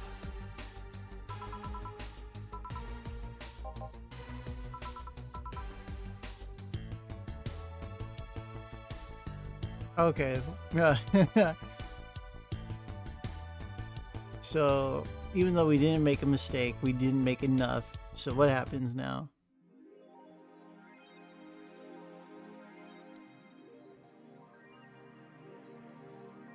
Your rent contract is now invalid. Please vacate the place by February, or discuss a renewal with your landlord. Jill couldn't pay her rent. This will distract her at work. Oh. The alley where you found me is pretty comfortable. Quiet, you.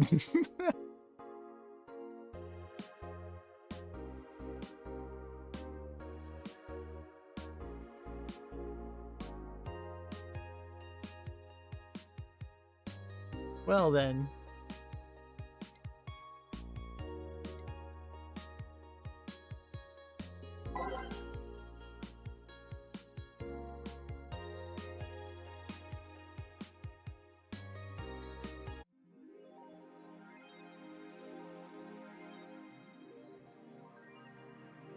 No, we have a roof over our heads for another month.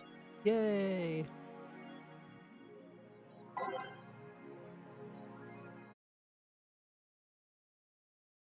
We'll do one more shift.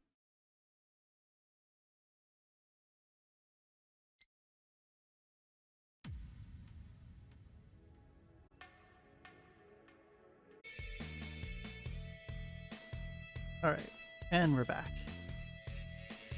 with more Valhalla.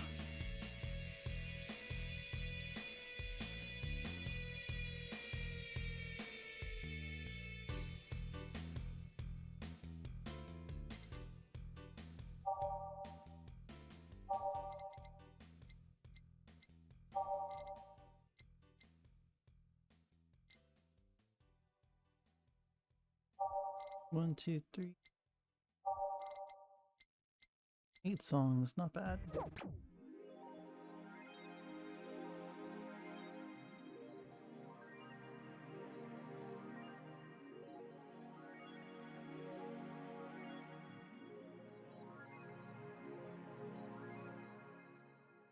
Alright, new augmented eye. Grand Slam Fighters crowns a new heavyweight champion. So exciting. If only I understood what's going on. Glitch City's most popular pro wrestling promotion crowned a new heavyweight champion yesterday, with Giant Yusuke taking the gold from fellow Japanese wrestler Justin Liger. After previous champion 66 American Kid was forced to relinquish the title due to head injury, GSF decided to hold a tournament to find a new title award holder. The match ended after an epic 30-minute bout with Giant Yusuke applying a massive German suplex for the 3 count. During an interview with AE, Giant Yusuke told us through a translator that he's waiting for 66 American Kid to recover. I won't rest until I can beat him clean. Alright.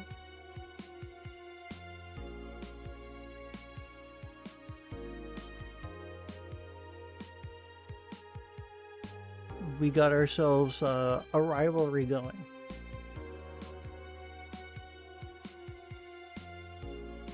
After the Great Earthquake, salvage agents are the new rage. And Australia? Australia is a tad more complicated than that.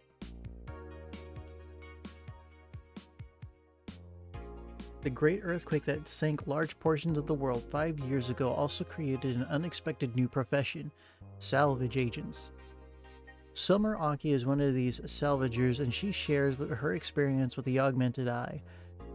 Seeing big cities like Tokyo and places like Caracas several kilometers below the ocean surface.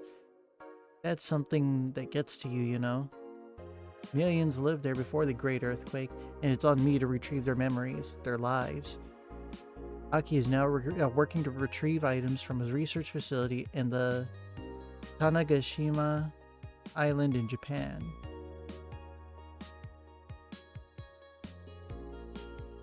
New Lilim regulations.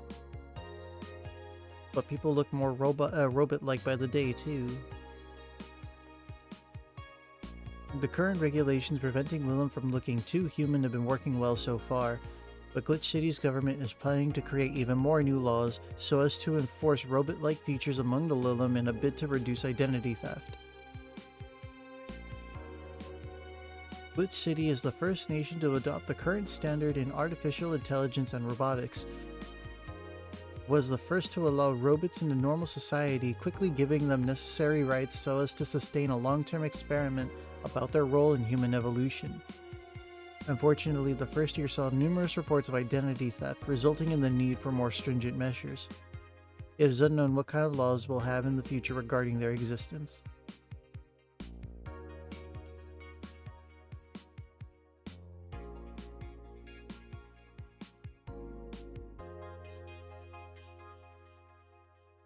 Sounds cute for nerds.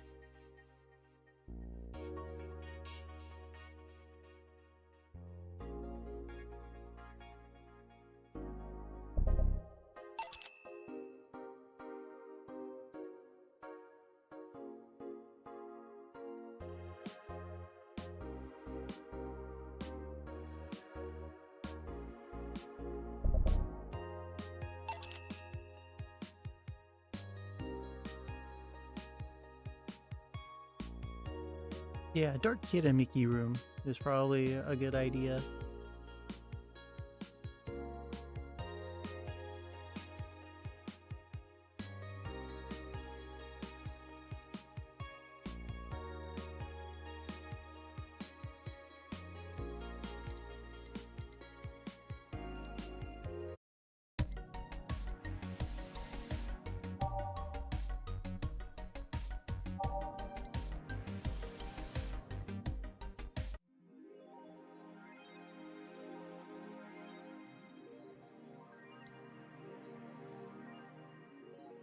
Alright, our next shift, Friday, December 30th. Good evening. Gil? Or Gil? Are you humming Shine Spark? Ah, hey Jill. Are you okay? Are you in love, maybe? Nothing of the sort. I'm fine. Right. No, seriously, did you fuck? Men only get so happy after they fucked. That's not... Oh my god, you totally fucked. Was it Alma? Did you have 7 minutes in heaven with her? No, I didn't. In any case, congratulations. I haven't seen you this happy since... well, never. Today's escapades will bring us to a familiar place and... shit. Gil, I'm out. I'm gonna... Not so fast, flat bartender, if that's even your real name. Damn it. Last time my viewership had a weird peak while I was passed out. So I'm here to find out what made people so interested. Yeah? I have something in my face? This guy totally fucked. No doubt about it, that gleam in his eye is unmistakable. Whatever, just keep it down. Ah, Jill, you're here. Isn't that the pastel girl from 2 weeks ago? I'm not here. Oh, sorry. I'll be back in my office then. Anyway.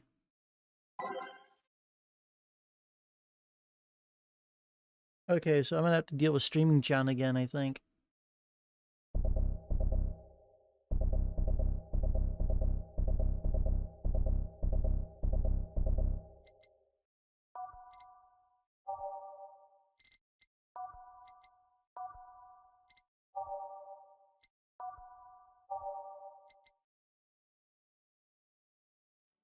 So, I wonder, do I ever unlock any of the other songs?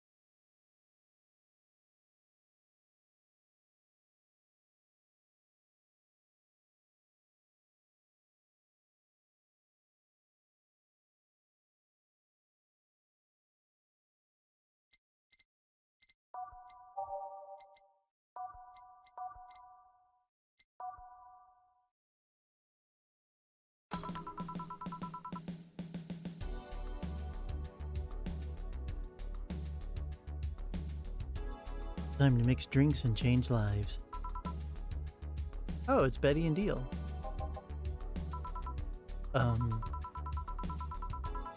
You were too happy and you were too mopey. What happened? I was right. Yeah? That Laurel girl was head over heels for him. I was right on the money.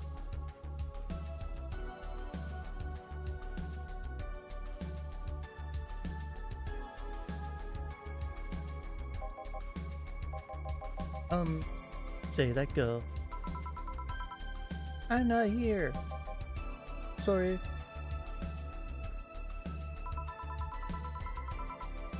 Isn't she the one that passed out last time? Anyways. Betty was right and that deserves a beer. And you. I'm fine. A Friday beer for a cheerful Betty.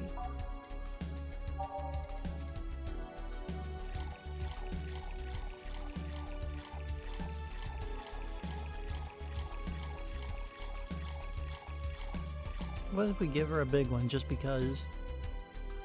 2, 4, 2, 4, 8. For the occasion. Oh, right. So the girl was actually infatuated with him. You should have seen her screaming from the top of her lungs that she liked him. And him just standing there thinking. Just like that. In retrospect, it was a tad too cliched for my taste. Still, I knew she liked him. I was right. I was right. He doesn't seem particularly happy. He never is. Unlike your coworker. Holy shit, did he fuck? You're making it too obvious, Gil. How? That beaming face is unmistakable. The face of a guy that got some and enjoyed every moment. Back to Deal though. Like I said, he seems lost in thought. Victories like these are few and far between. Let me enjoy myself. Can I get something non-alcoholic here? That's not how you drown your sorrows, piece of scrap. I'll have a bloom light. I'll have a bloom light. Sorry. Okay. A bloom light and something non-alcoholic. Howdy, Moister!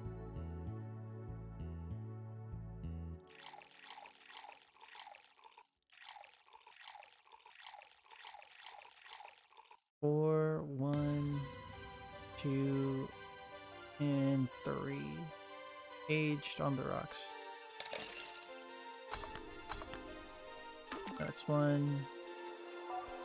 What would I have? Oh. Not, yeah, I'll give him a sugar rush.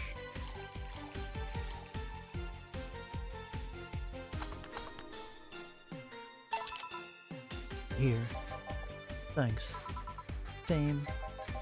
Celebrate all you want, but I'm freaking out here. I know nothing about relationships. I've no idea what to do. Well, for starters, what do you think, Jill? Me? Her? Betty, I've seen a few of your relationships. Remember? Aside from Veronica, there's Angela, Pamela, Sandra, Rita, Monica, Erica, Tina, Mary, and Jessica. What should I say? Didn't share the bed sheets, snores like a pig, cold feet, shampoo waster, chocolate addict. Too religious, fan of the wrong rugby team. Teetotaler, tattler, and chews with the mouth open. What do you think, Jill? That you must be quite the heartbreaker to have so many relationships in a short period of time. I mean about piece of scrap situation. And thank you. I'm not the right person for this. Jill? He's still on fucking Cloud 9. Or is it fucking in Cloud 9? What about... Sneaky, sneaky? I'll be damned, she actually hides pretty well. For starters, how do you feel about her? I don't know. I don't know her that well. You could start there. Ask her out sometime. Get to know her. Maybe she'll change your mind, maybe you'll change yours. In the end, you'll lose nothing by... What? I'm just realizing I'm giving love advice to a Lilum. So I don't know how well it applies to you. These things are humans and all but organs nowadays anyways. Even if that's the case, it's interesting that she felt that way towards him.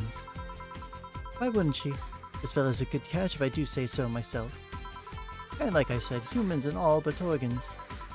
You surely encountered little and you sometimes forget are not humans. Well... We live in weird times, but hey, that only makes them more interesting.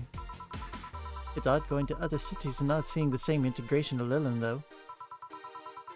Well, Glitch City is pretty much the cradle of social experiments involving Lilum integration, so...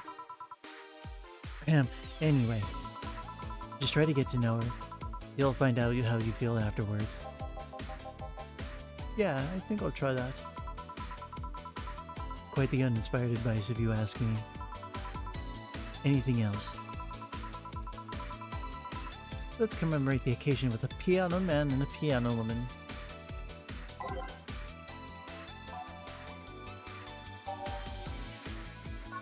Okay. So, piano man and a piano woman respectively.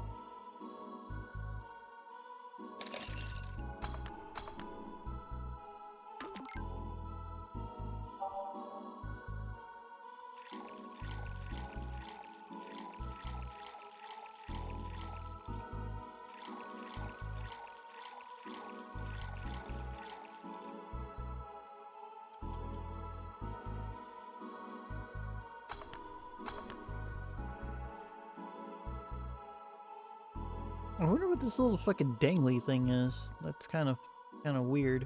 Or whatever.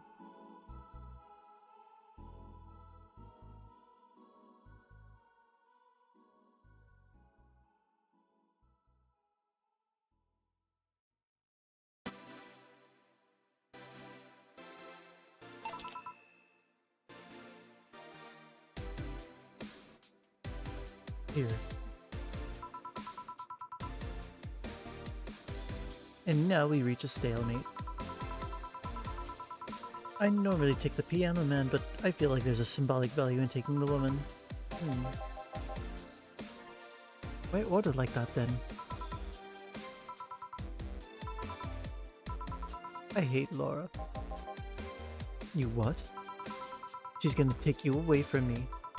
You're my piece of scrap, not hers. You're mine, mine. Betty, you don't own me. Besides, I can't for the life of me leave you alone. I feel like the moment I let you out of my sight, you'll just crash. That's not a laughing matter. You need someone making sure you aren't kicking people. That's not normal, you know. Besides, it's not like I have something with her yet. You're right. So, you won't leave me. I worry myself sick if I left you to your own devices, honestly. We should leave now. Oh yeah. We're holding a small New Year's party tomorrow. I don't know if you want to come. We'll come. Are you sure? We will. Fine. We'll be here, Jill. Anyway, see ya then. Bye, Bill. Please, come again. Called me Bill. What the fuck? Party, I'd love to go. But I told everyone that tomorrow I'd end the year with a party myself, so... Sorry. I totally forgot she was already here. Man, that was such bliss. Still, I can see how traffic spiked. Things can get fun here. And just like the last time I need to show my viewers something fun, give me something nasty. Right, she wants something nasty again.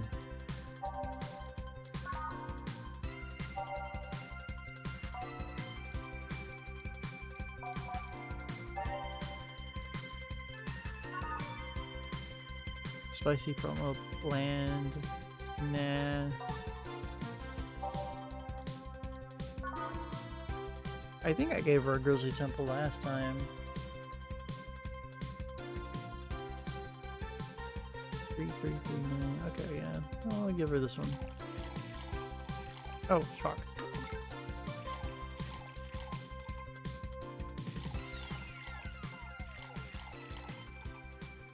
Because, like, I think the Zen Star is just, like, what, too easy to do, right? How much is the Zen Star anyway? $210. Oh, a difference of, like, $10. Never mind.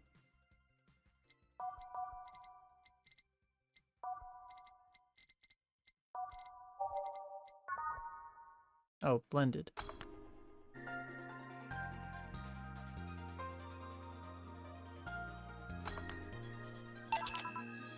Here. This is the... Hold on. He was nasty, alright. And now it's time for me to be a nice person and give you something nice. Yeah. It's the second time I'm here, so it's only natural you get your own copy of my theme song. No, thank you. Don't be shy, let me give you one. No, I mean it, no, thank you. Well, too late, it's already in your player. I can't. How in the ever-living fuck did you do it? Magic. That's bullshit. Video editing magic. Did you just hack into the music player? Let's move on, shall we? Yeah, whatever. Hey, weren't there dogs?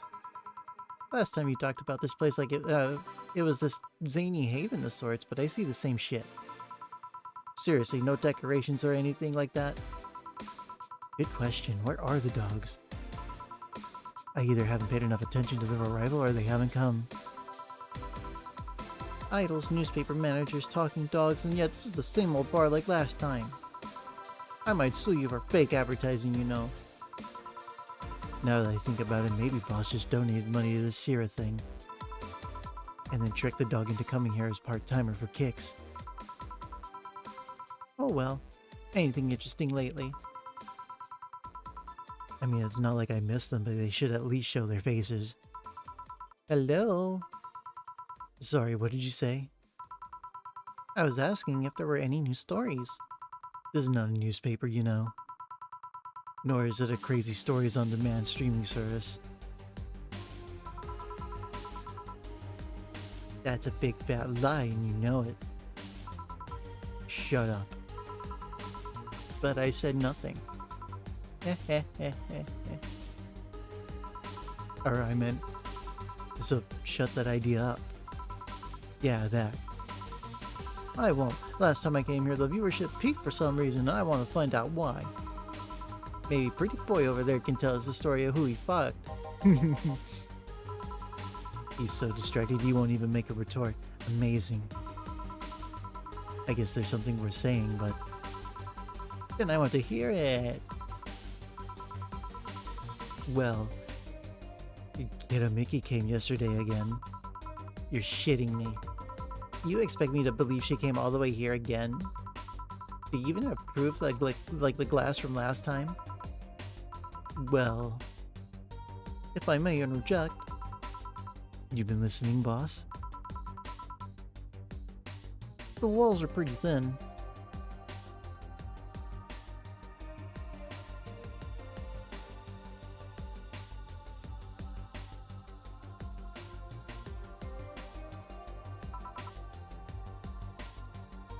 Oh. Anyway, she did. I even took a pic with her. She did what? Let's see. Why? I try to make an appointment with her and she's always busy. But you sit there and she just comes waltzing over? It's not fair. Hey, if I knew how the hell stuff like that happened, I'd share my secrets. I was just as bashful as you are right now. Yeah, but I bet you're not even that much of a fan anyway, are you? You're not wrong. Can you at least tell me how nice she was as a client? Very graceful client, much like the last time. A really nice girl. I'm gonna give you my number. If she ever comes back, you let me know you hear. I'm not gonna let you keep her to herself. I really doubt she'll come back again, though. She already came twice. I'm not taking any chances.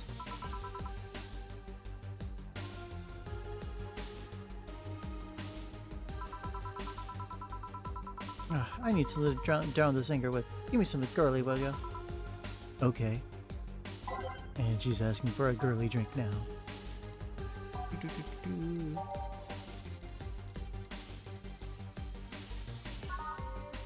170.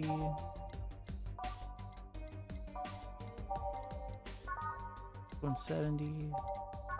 150. 180. Here we go.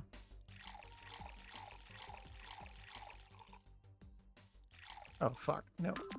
1, 2, 3, 5, 6. 1, 1, 1, 2. And blend.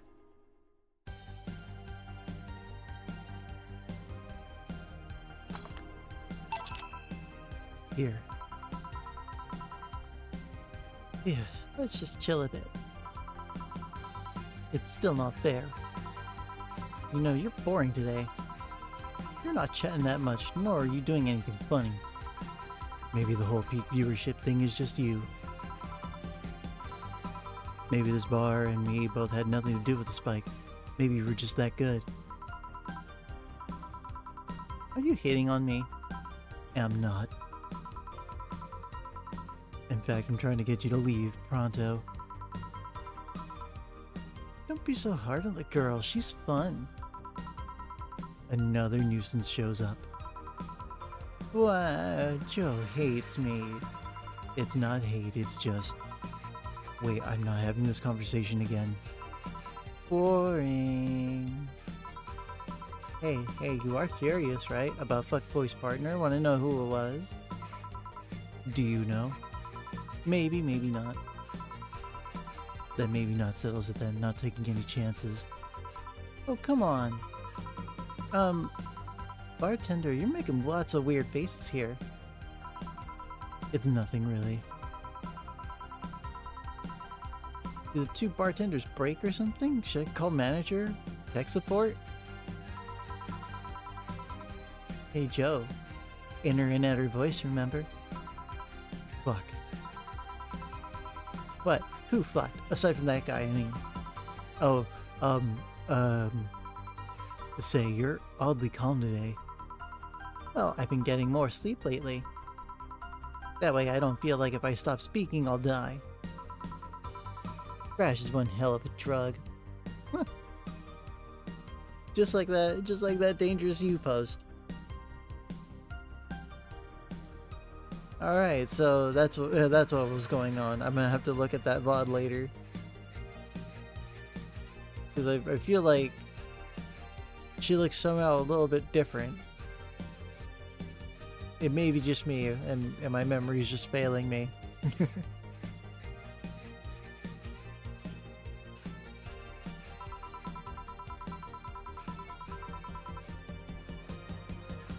And wouldn't you know, I can actually make it premium time if I go commando. Huh? Oh, come on, I'm getting bored out of my ass here. Do something. I'm not a dog. You can't just ask me to roll over, you know. Mind if I entertain you a bit, then? Boss. You and Gil take a break. I'll entertain the missy here. Alright. Ah, Jill. By that I meant take Gil with you. I don't want him humming to the middle of the road. Humming to the middle of the road and right into a truck's grill. Yeah, grilled Gil. Right. Alright, Gil, come with me. Huh? He can't be trusted.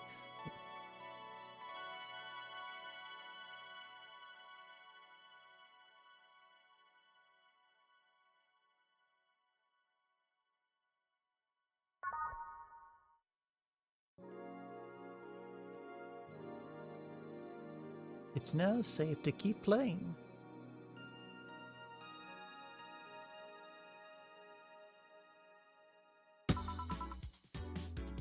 Want one? Hmm? No thanks. I don't smoke. Alright. I got a text from Alma. Boss, Alma and Gil didn't fuck. Well, that's a bummer. She is sending congratulations your way, though.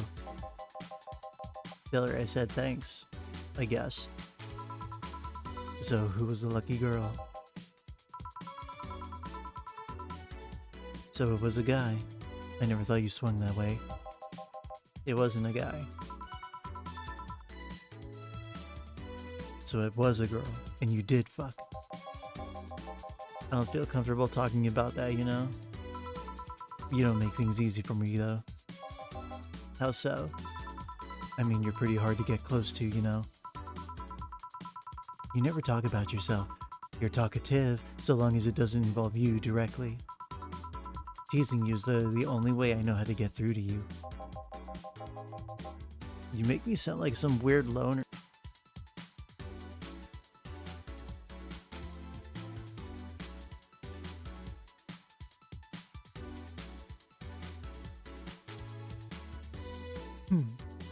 You make me sound like some weird loner. You are a weird loner. At least tell me if you enjoyed the night you spent with whoever it was. I did. Good for you. Why are you humming Shunshine Stone so much, though?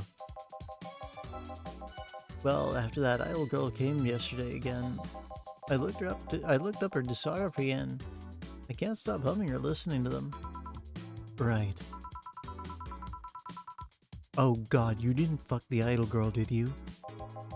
No. Why would that be a problem, though? I don't know, it just feels weird. Well, that's that for the break. Let's go back. Right. Oh, and Gil? Keep in mind about what I said about opening up more. I mean it. That way we won't tease you so often. Listening to you say that has to be the weirdest thing I've heard this year. Shut up. I wonder if Alma finds Gil attractive.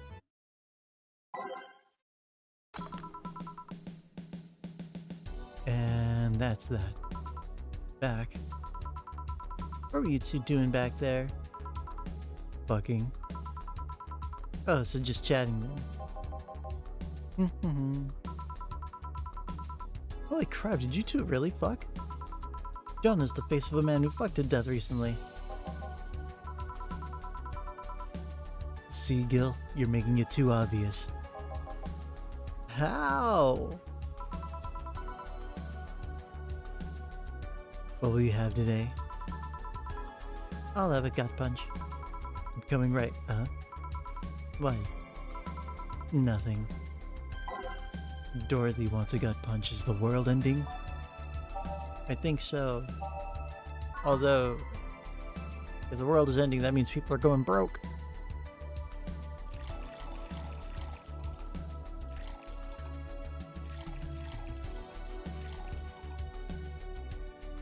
Aged mix. Here. Stop looking at me like that. Sorry. Are you okay? It's weird for you to order something like that. Yeah, I'm just trying out stuff. Did you know the little tongues are designed to identify food using the chemical components? Our tongues were designed with the human ones in mind. For example, the first flavors that we detect are sour and bitter, just like you guys. I checked my personal specs and apparently my sensitive is set to 1.2235x. That makes me hate those flavors because I feel them harder. Why all that exposition? I mean, I'd lie if I say I wasn't interested, but why? Well, after last time, I got curious and started checking out how many of my systems work in detail. For example, the tips of my fingers are so sensitive to vibrations, you can make a seismograph with them. Huh. And checking that, I found that it's all based on how humans work. And that got me thinking about what you said. I mean, for my systems to work, humans have to understand how they work. And after all those discoveries, they're not more or less artificial. Why should I be? I don't know. Looking up all that suddenly made me feel real. It was the opposite of what I felt last time. I felt like I'm here, right here now. Glad to hear that. Alright then, let's try something sweet now. Something sweet. Now that's more like it.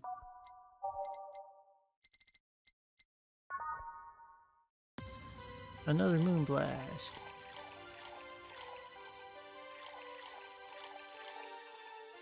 Alright, we got 6, 1, 1, 2. That's right, ice blend.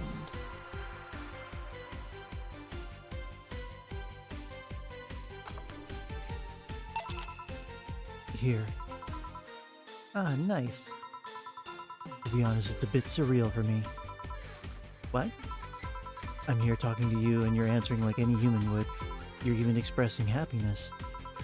I remember when I was a kid I usually tried to strike conversations with AIs. But after a bit they just start looping through their built-in answers, repeating the same things over and over.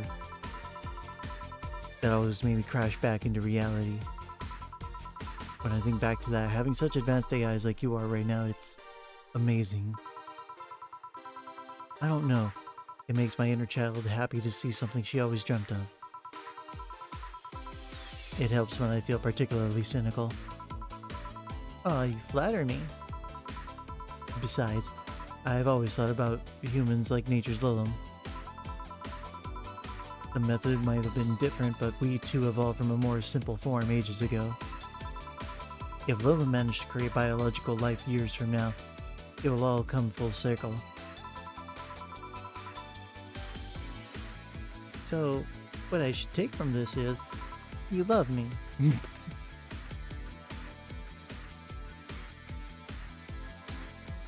Yeah, sure, why not?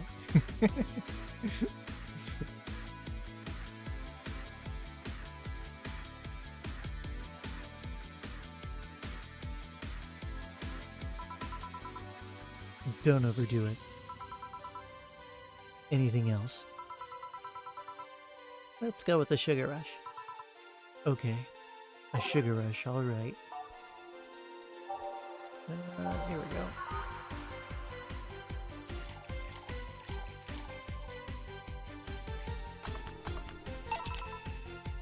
Here. Even in doubt, my love for these is real. How romantic. Man, that go-go is a blast. Don't you feel like talking a bit more with Dee Dee? Dee Dee is too much of a prick and Go-Go is tired. Besides, I want to talk with the bartenders. Oh fuck. Well, I tried, Jill. I'll be in my office. Cute little girl, Cam girl. Oh, fiddlesticks. What's your name, girl? I'm Dorothy Hayes at your service. You come here often? Are you hitting on me? Hey Dorothy, I'm in the middle of a live stream. You want to participate? Sure, it sounds fun. Okay, let's take a recommendation from you. What should I drink next? Try the Sugar Rush. Bartender, a Sugar Rush over here. Bartender. Sorry, what? Sugar Rush, please. Right. Sugar Rush again.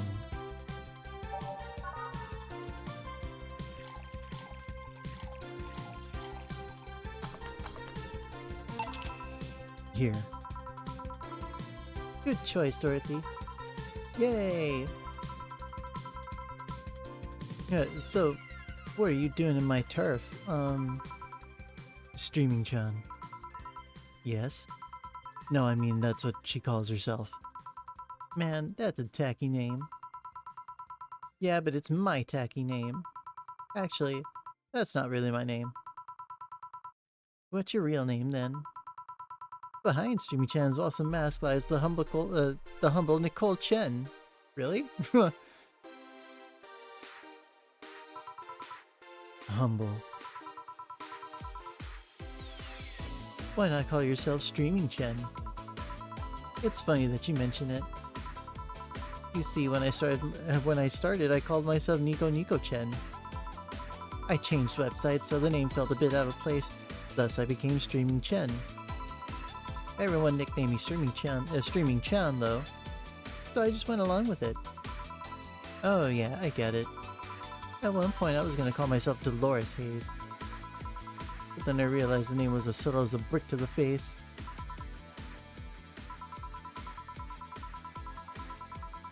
Anyway, I'm here because the last time I came I ended up with greater viewer numbers than usual. And so I wanted to treat my loyal audience again. Ooh, I see. Well, you came to the right place, especially if you're looking for some comfy fun. Honey here might seem harsh, but you just need a cracker shell. Shut up. See, you just need to say the right thing at the right time and she becomes a sweetheart. Quiet, you. Don't play hard to get. You know it's true. Hey, stream girl. That's me.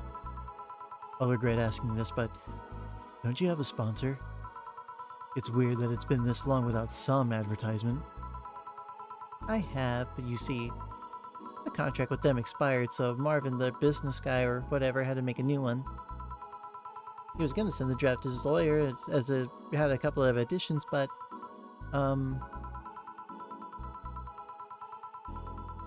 let's say he got too excited with my VR model and the contract became unreadable. Oh, so he used the contract to... Yep. He cut into a pair... into a pair of panties and rubbed it...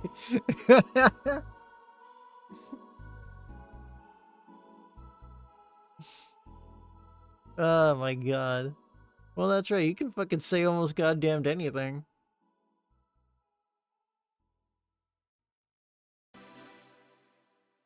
Almost anything. Yep. He cut into a pair of panties and rubbed it vigorously on his penis. I mean, you'd expect certain principles to be upheld even in the adult VR industry. I reported him, he got fired, but now they're looking for a new business person thing. Honestly, I think the paper cuts all over his dick are punishment enough. But I mean, why the contract? I don't mind it if you jerked off to an image of me, but the contract? That's money that you're soiling right there. I would have gone back on the deal were it not for the owner paying me a visit and apologizing profusely. Some people seriously. Take paper cuts.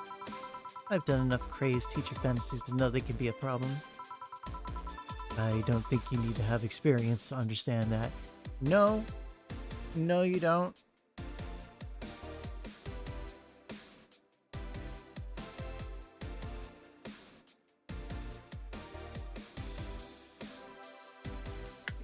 If there's anybody that does have experience and they do understand, they still do understand that, I cry for you.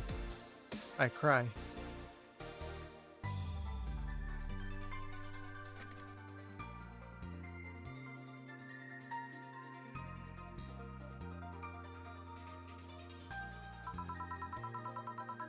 That said, Gil's been grimacing for a full minute now. Don't mind me.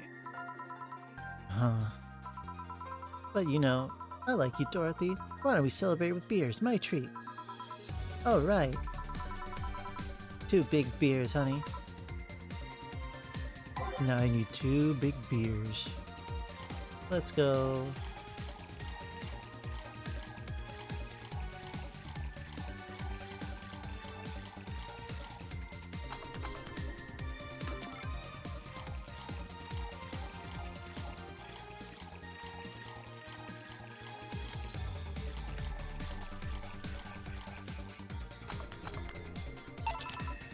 Here. Cheers. Cheers. Oh, right. I'm not feeling my tongue or my feet. Time to get lewd. Did I hear lewd? Do you have any stories? This will be a treat for non-premium users. I once met a guy that insisted on doing it in a jacuzzi. He didn't mind being in premium time, so I started setting up the cameras. And man, was it a challenge.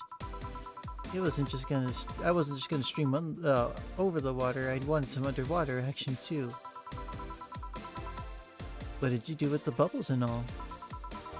That was the least of the problems. We just turned the jets off. But not only did I have a makeshift underwater cover, I also had to keep in mind the heat.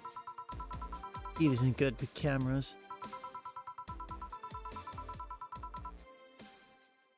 Did you try chilling the cam a bit and putting it in a bag with some filling?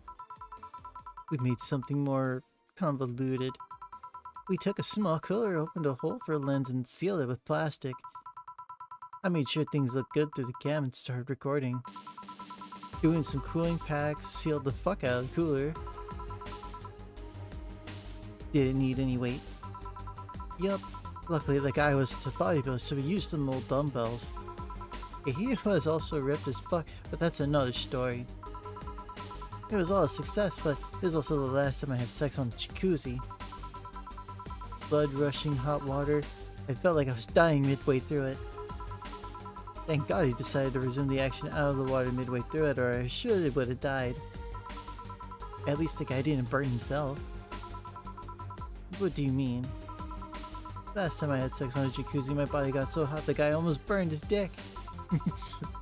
I considered investing in the cooling system, but it's so situational and expensive that I'll pass. Besides, those cooling systems require too much maintenance. Wait, I think I should leave, but care to join me in escapades for the rest of the night? Can I plug my services at the end of the night? Sure. Then count me in. I got the perfect stories. Let us be on our way then. Goodbye, bartender. Bye, honey. Well, let's start the story. You see, there was this Mega Santa. Wait, seriously? They left. A pair made in hell. At least they look like they're having fun. That method of filming underwater sounds convoluted as fuck, though. I guess it's hard to keep a cool head when you're horny. We're done, boss. Man, don't you just feel great? Were we in the same place? Here, Jill. What's this? A bonus. Today I got a taste of the kind of clients you deal with, and keep it up. Well, tomorrow's the big day, so get ready. That goes for both of you. Let's go. Wait, my payment today is only 180 bucks? Oh, but I made 800 in tip. Never mind. What the fuck?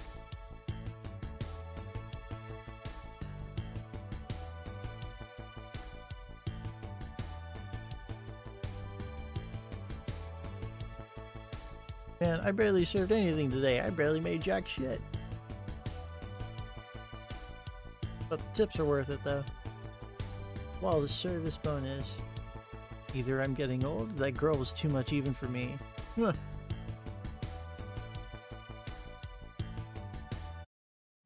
So a 2K day for us today.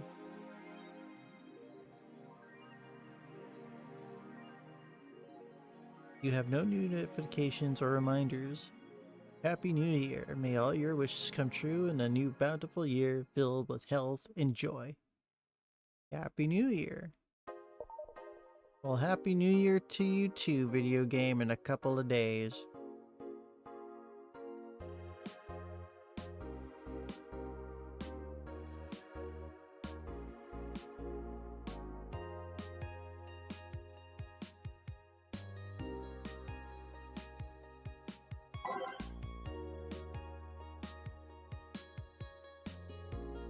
The augmented eye is down for maintenance. Sorry for the inconvenience. Thank you.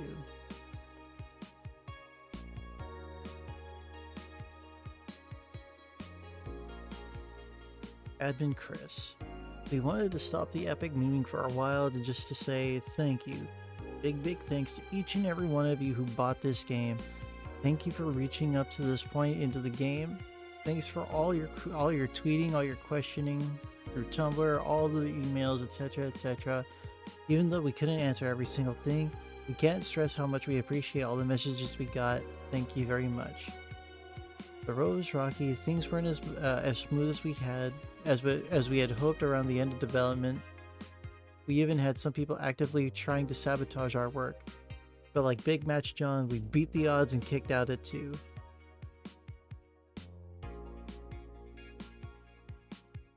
Thanks for reading through all my nonsense, though. I hope it wasn't too heavy-handed. Fill the world with badass cuties? Sure, why not?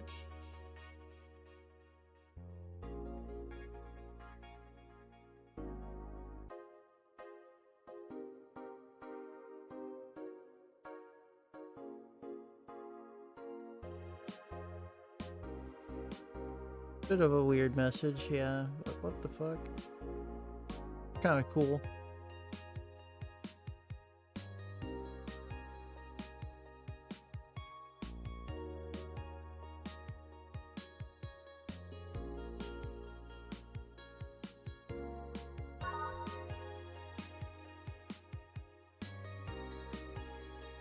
Alright, sick. Day 19. And we can continue this tomorrow.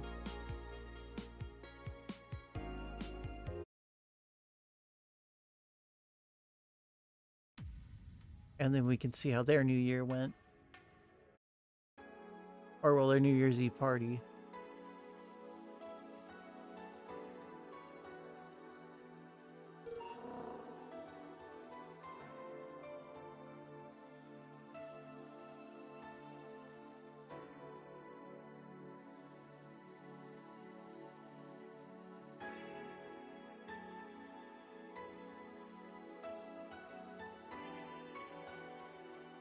There we go.